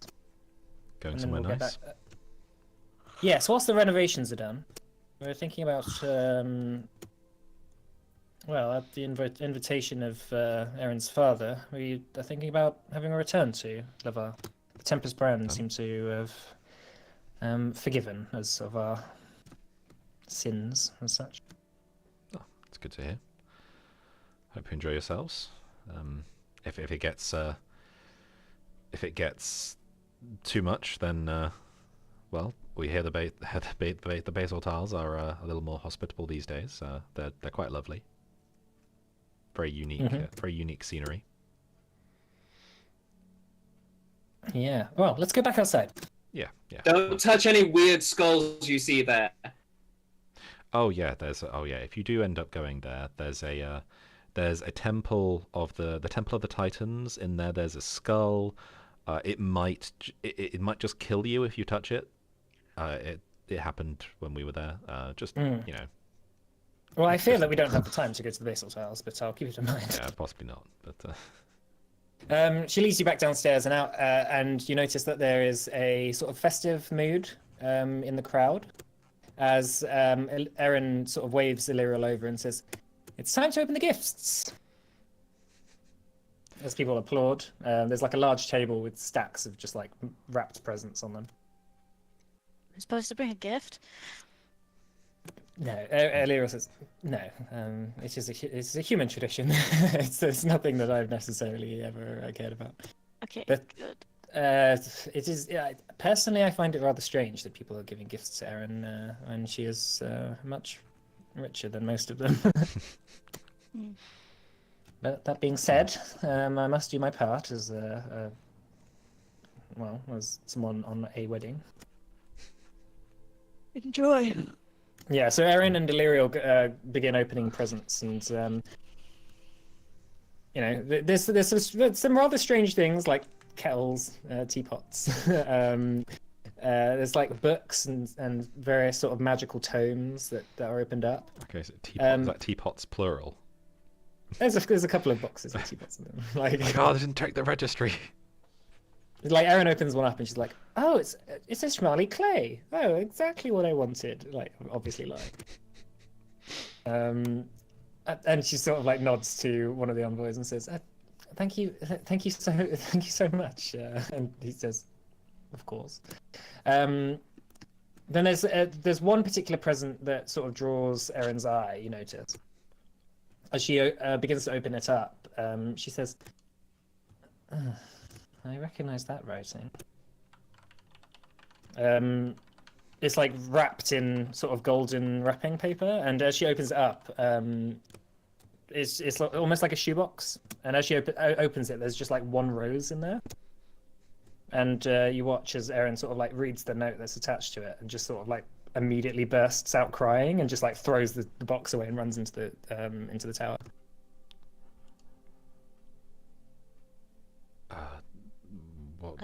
What was that? Illyriel sort of just like rushes after her. I'm gonna go have a look at the. I'm assuming the note's just like flung aside. Yeah, like, it's just flung on the floor. As you go over and have a look at it, Yeah. and so the rose is sort of just on the floor, and it's had its all its thorns sort of like snipped off. And the note says, "On your special day, MV." Huh. Well, at least he didn't. At least he didn't show up himself. Right? Kind of looking around. Yeah, no, there's no sign of him. Is there anyone that is not appearing as themselves? Nope. Okay. Yeah, no, I assumed you'd been Yeah. keeping attention to that. Yeah, no. Everyone, because obviously, like, there's lots of magic users here, and you know that sort of thing would very unlikely like work. It's very unlikely to work. No, But, and just like people making themselves look a bit thinner. There's a fair bit of that. But you watch as Yinfax is sort of like grunts and just runs after Erin into the tower. He couldn't just leave it alone. Nah. That is like him. Sax says, "Well, we've all heard the rumors. It's because of her father that they have a history in the first place." What should we do with this? I assume she's not going to want to see it. Yeah, just get rid of it. Yeah. Just put it in your bag. I feel like maybe something a bit more permanent. Just get rid of it. Put it in your bag or something. Or you can. Or the demi player. Eldritch Oh my Blast. God. Take Eldritch Blast. Take Eldritch Blast just to destroy this letter and Bruce. Why don't I just throw it really far away? I mean, it's a bit of paper. It doesn't really work that way, does it? Make it scrunch into it a up. plane. What's a plane? Damn it. But just scrunch it up. Okay, Just scrunch it up and I'll throw it. I'll just scrunch it up, Eat stick it, it in. eat it. I'll eat it. Give it here. I'll eat it. Sure.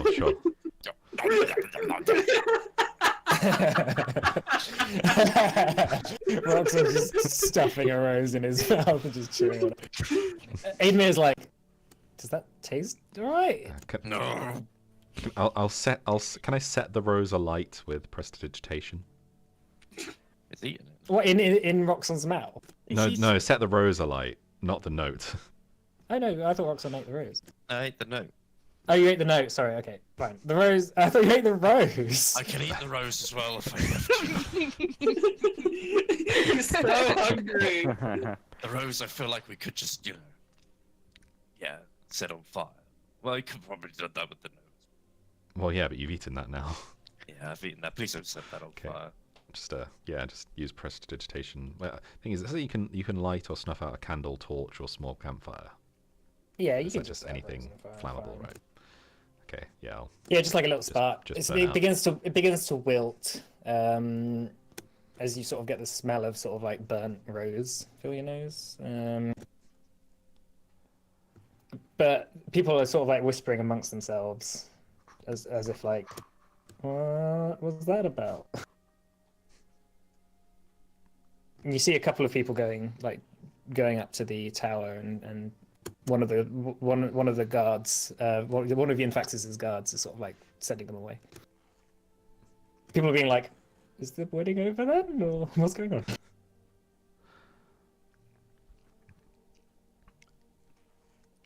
Chinook, why don't you sing a song? Yes. Yeah. Chinook will begin performing on his Kiss from a Rose by Sia. Yes. Yeah. Exactly. He's break out singing "Kiss from It." No, he's gonna play on his flute I choose to believe that the and try and distract everyone with some romantic wedding music. Nice. choose to believe that the band is already playing, and it's just like starts playing over the. I imagine that the band would have stopped when they opened the Yeah, no, the band was sort of like are awkwardly sitting around and not quite sure what's going on. But Chinook, take the stage. Make a performance check for me.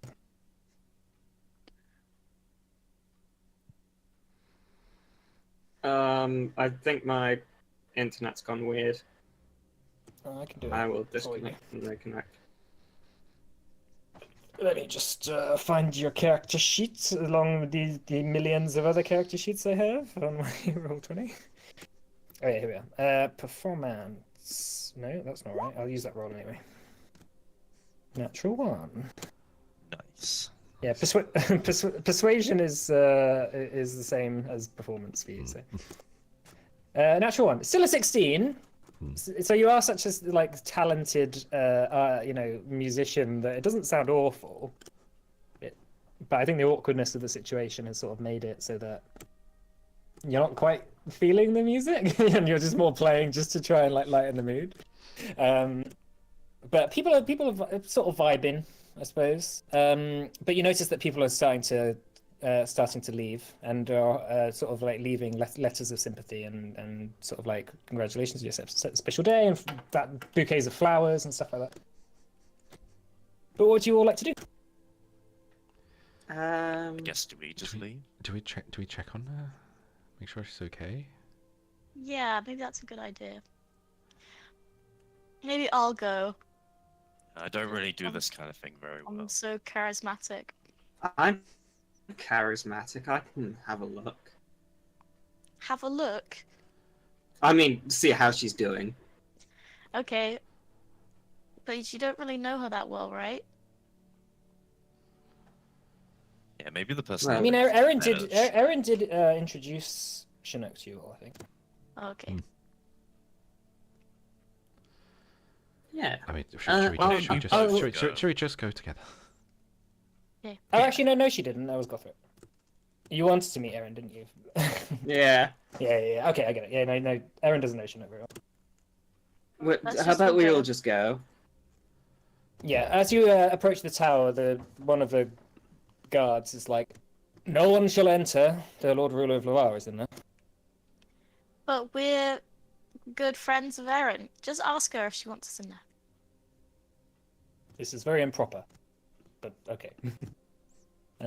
He sort of just like goes up the stairs. It's our wedding, so and he comes down a few moments later and says, "Fine, go on." So you ascend the staircase, and you see you hear sort of a voice of Erin's father saying, I'm telling you again, I did not know he would send that note." And Erin says, "Of course you didn't. Of course." And she's like between sighs. "You always said that. You've always said you didn't have anything to do with it." As you all enter, and she sort of looks up and just like starts weeping again. Hello. We just came to see if you were okay, but you're obviously not. I hope you're doing better. Why does he have to be so cruel? He 'Cause knows he's- what he was doing. He knows. He. That's the way it was with bastards, I suppose. That's just how men be. Yeah. Men are just like that. Especially He's never forgiven me. And I've never forgiven him for what he did. And I, too I right. will never. And too right. What he did I wasn't, think- wasn't forgivable. I think what matters is he sent you this because he wanted to fuck with your day. I think you shouldn't let him. You should carry on and don't let it hurt you in any way. I understand that it obviously stings, but this day is about you and your wife. I could kill him. It's not about Then do it! him. How about we? In fact, this is. And- Hold on. Who are you? You You know, don't- you how- can show him he can't How hurt about you as anymore. a wedding gift, we hunt them down and kill them for you?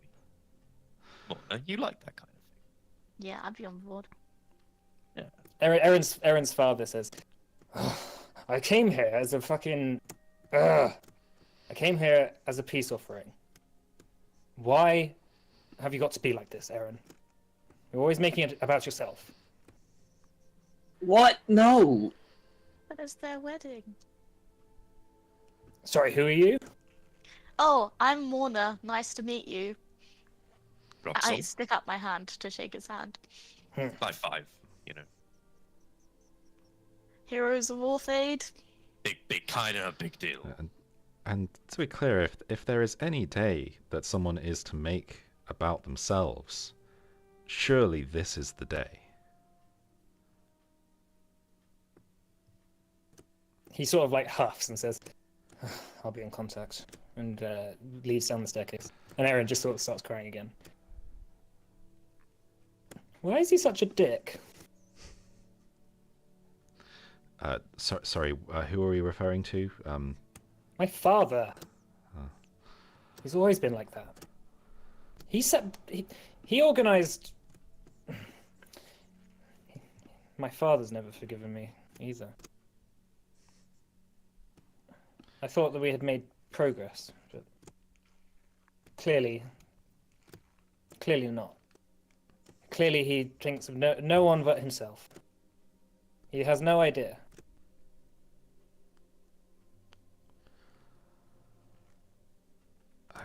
Can someone who had an actual father jump in? I don't know this.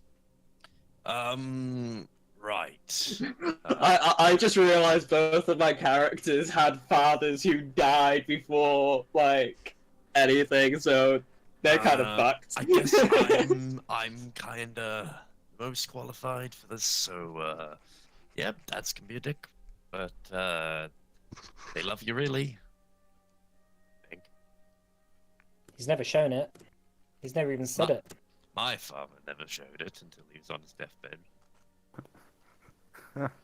What are you suggesting, My Roxon? God. No, I'm not suggesting we. No, that's not what I meant. But they do care really. They just want what's best for you. Illyrio says, Sometime. we can't choose our family, but we can choose our friends. And we can Yeah. choose who we spend time with. Clearly your father hasn't changed.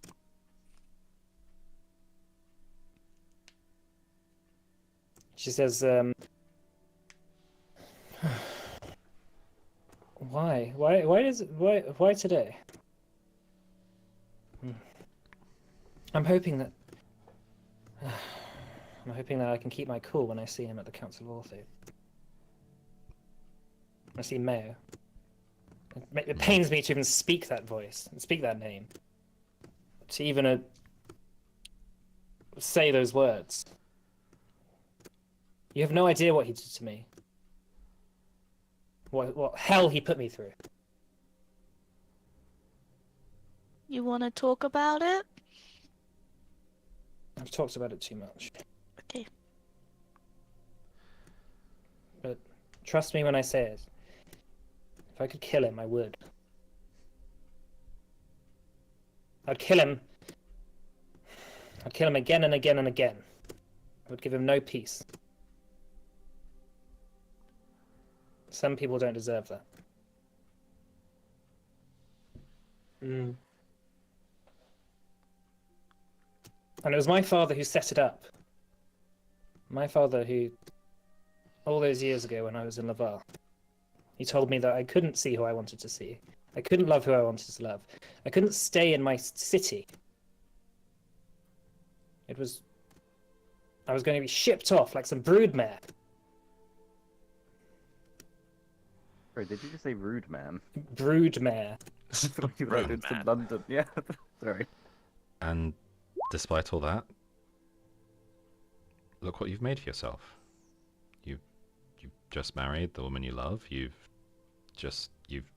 mean, look at you. You're extremely successful, and you've done all this. Like you're very accomplished, and you're a very accomplished person, despite what was set out for you. Like, this is what you can do is up to you, not what your father decides, not what some dick decides to. Not some dick who just wants to fuck with you decides. Like, you don't need to let them.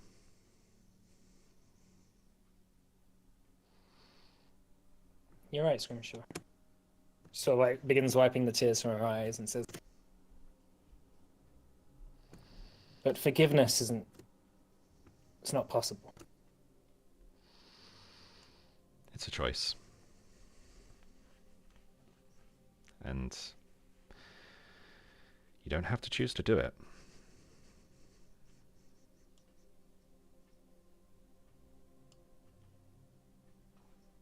It just brings up memories of a year ago. Just... Well. I thought I had gotten past him. And then when I saw him and was kidnapped by him then, I don't know. It just reminded me of how my life could have turned out.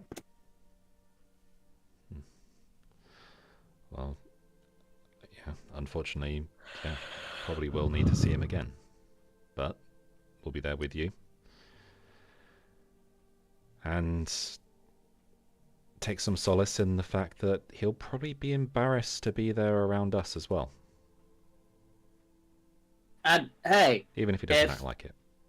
if he continues to be a dick, I'll just remind him of that time he spent in an orc cell. Or we could just bust his balls. Quite literally. I'm down for bull busting. Yeah, same. I've gotten very good at precisely aiming for someone's testicles with my gun. Oh, you'll have to show us sometime.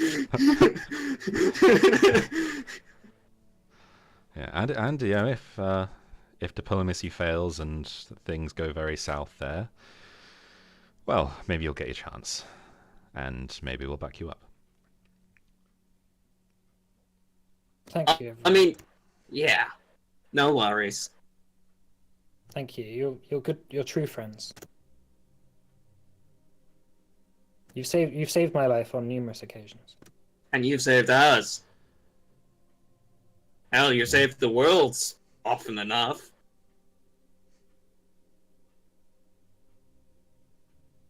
And yet I feel like nothing I do will ever get me past that. About that trauma that he inflicted on me. Trauma never goes away. It burns away for so long, and you'll never really get rid of it. But what matters is you don't let it define who you are. You don't let it define your choices. You don't let it define how you spend the happiest days of your life.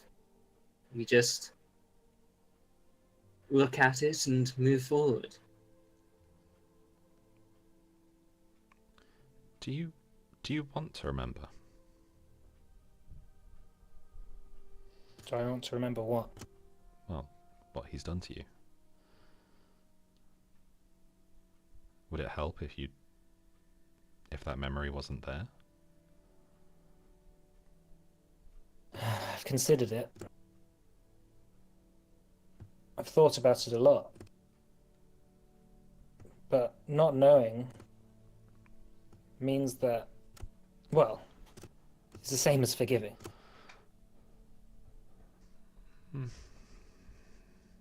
Making the choice to move on. No, I won't be happy until he pays. I'm not sure when. Not sure how. But right now, bad people are dropping like flies. And I'm going to do everything I can to make sure he's part of it.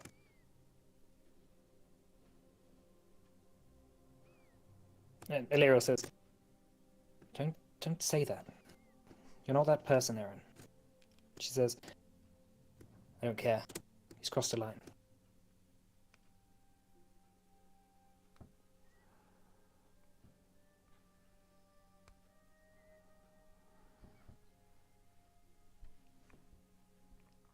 Well, Erin stands up and begins to walk over to the bookshelf.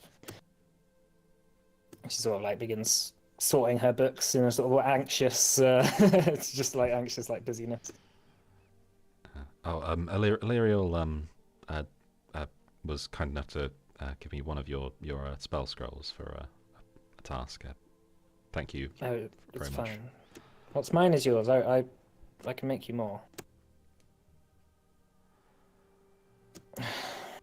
Right, well, I feel like I've sort of ruined the festivities.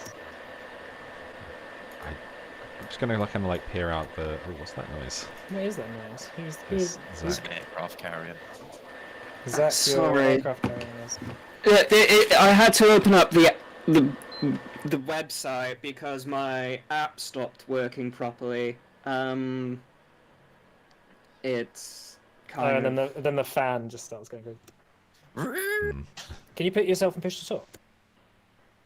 I've turned it down. It's not so bad. Sure, Yeah, if it you turn hasn't it really down to- worked very well. I still don't It's- understand how to use it.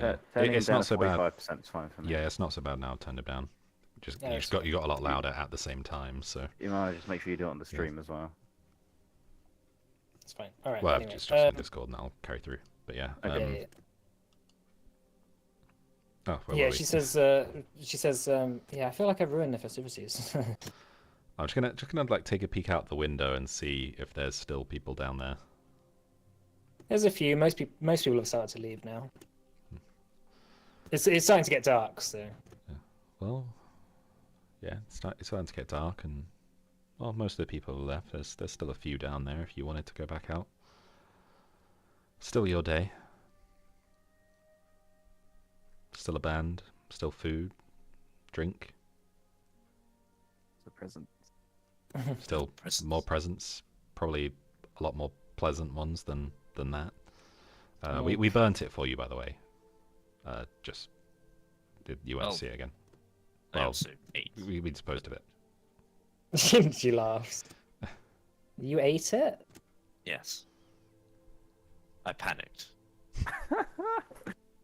Everyone was shouting, so I just grabbed the note and ate it. Oh, Roxanne, you're a sweet soul. It was impulsive. What are your plans? All of you. For when? Well, I mean, dragons are defeated. We don't know when the planet's coming. I was thinking about returning home for a bit. Rest up. Might go take a look at my fort. That Wolfram gave me ages ago, you know. Was a night and all. I haven't been there in a long time. Should probably check on that. Once a night, always a night, Roxanne.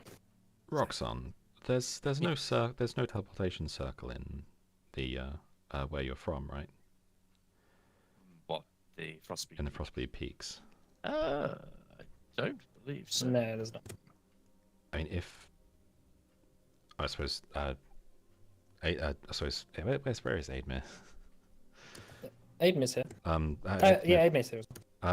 I was considering perhaps doing some physical training, and amongst Goliaths may be the best place to do it. I wondered if you would like a teleportation circle to be added. That could Might- be quite handy. Connect you with the world somewhat. Yeah. That would be handy. They are quite expensive, I'll warn you. Costs about 50 gold a day for a year, but if I'm Oh, there, then I fear that we can't afford that. never mind. well, I mean, we probably can. Aaron says, I can afford that. I'll gladly do that for our allies' sakes.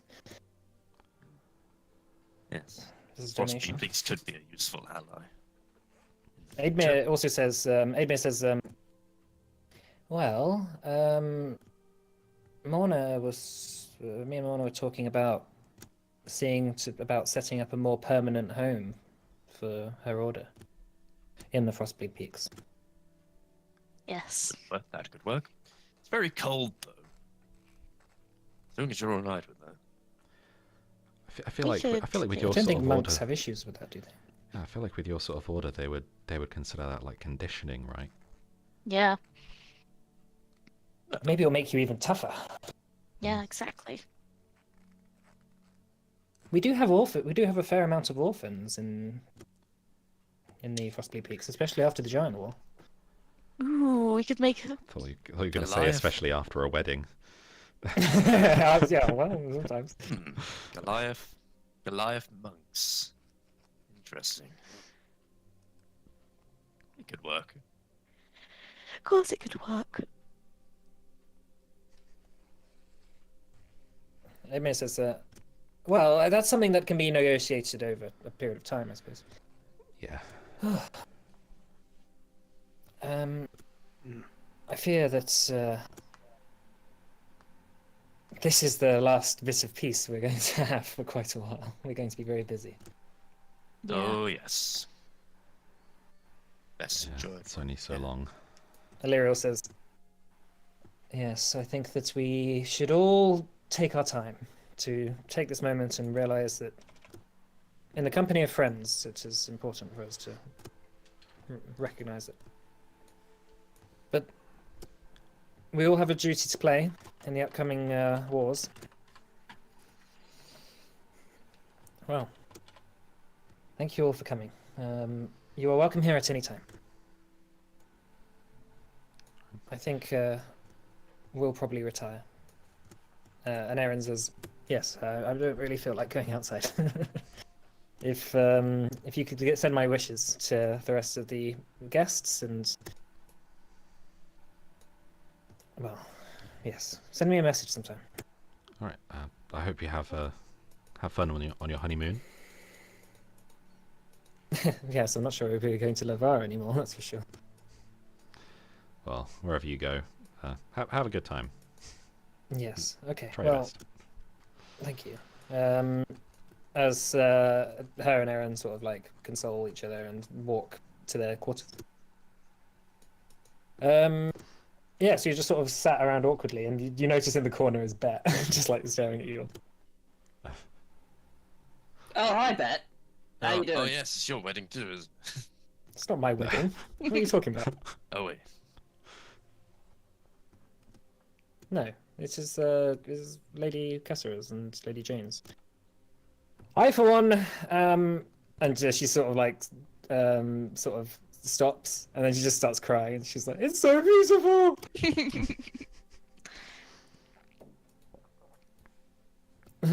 Well, I've never understood crying at weddings. It's not a sad thing. It is if Well, you some hate people use it. monogamy. True. I think well,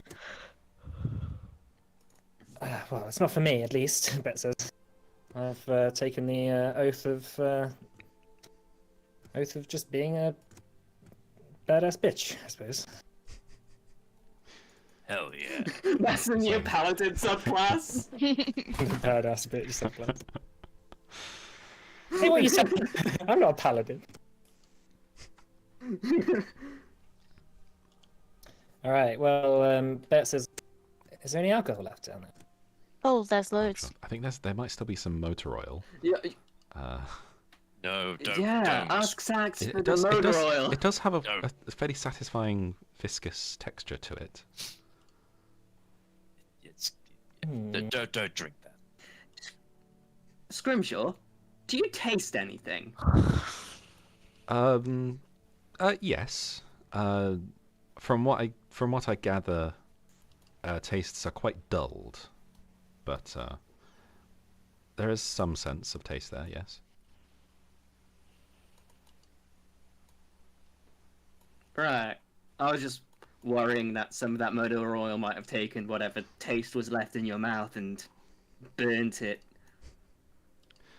No, it was actually kind of nice to be able to taste something. For once, It's Scrimshaw's new addiction. I assume that motor oil normally tastes extremely bad, or far too strong, or something. I don't know. I don't know how Bet to says, map well, this what did you? one-to-one. How did you find it, Roxanne? It was okay for a bit. Then it wasn't so good. Well, now that Lady Kessera and Lady Jane are on their honeymoon, I have a few weeks off as well. So, if, What are you going to be doing then? Well, I don't know. I feel like going on an adventure. Ever been to the Frostbleed Peaks? Never, Ever seen a mammoth? never. Well, we need to drop Aidman back home, so maybe you could come with us. We could leave you there for a week, Leave. and then come and pick you up. I thought we were I'd just, like I thought we that- were I'd just like saying, that, I like, think. yeah, just drop you off and forget. Quite nice though. Bit cold, but people. Yeah, brisk. I do have, I am part Goliath. My grandfather. It should be fine. As you can tell, because I'm so big. Well, yes, take me with you. That would be nice. But again, it'd be nice to keep in contact with you all. I feel that now that Erin and Lyriel aren't getting themselves in so much trouble, my services will be less and less required. Not looking forward to the peace. Well, in a sense. But I've been doing this job for a long time now. It's time for a change, I think. Suppose you can find the danger on your own terms rather than have it come to you at times you don't want it. Exactly. Have you considered mercenary work? I could teach you a thing or two.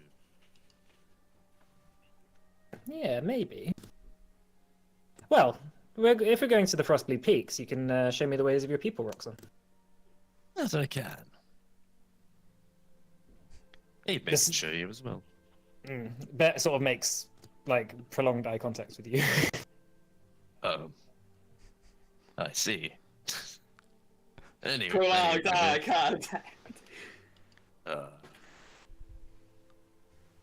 Anyway.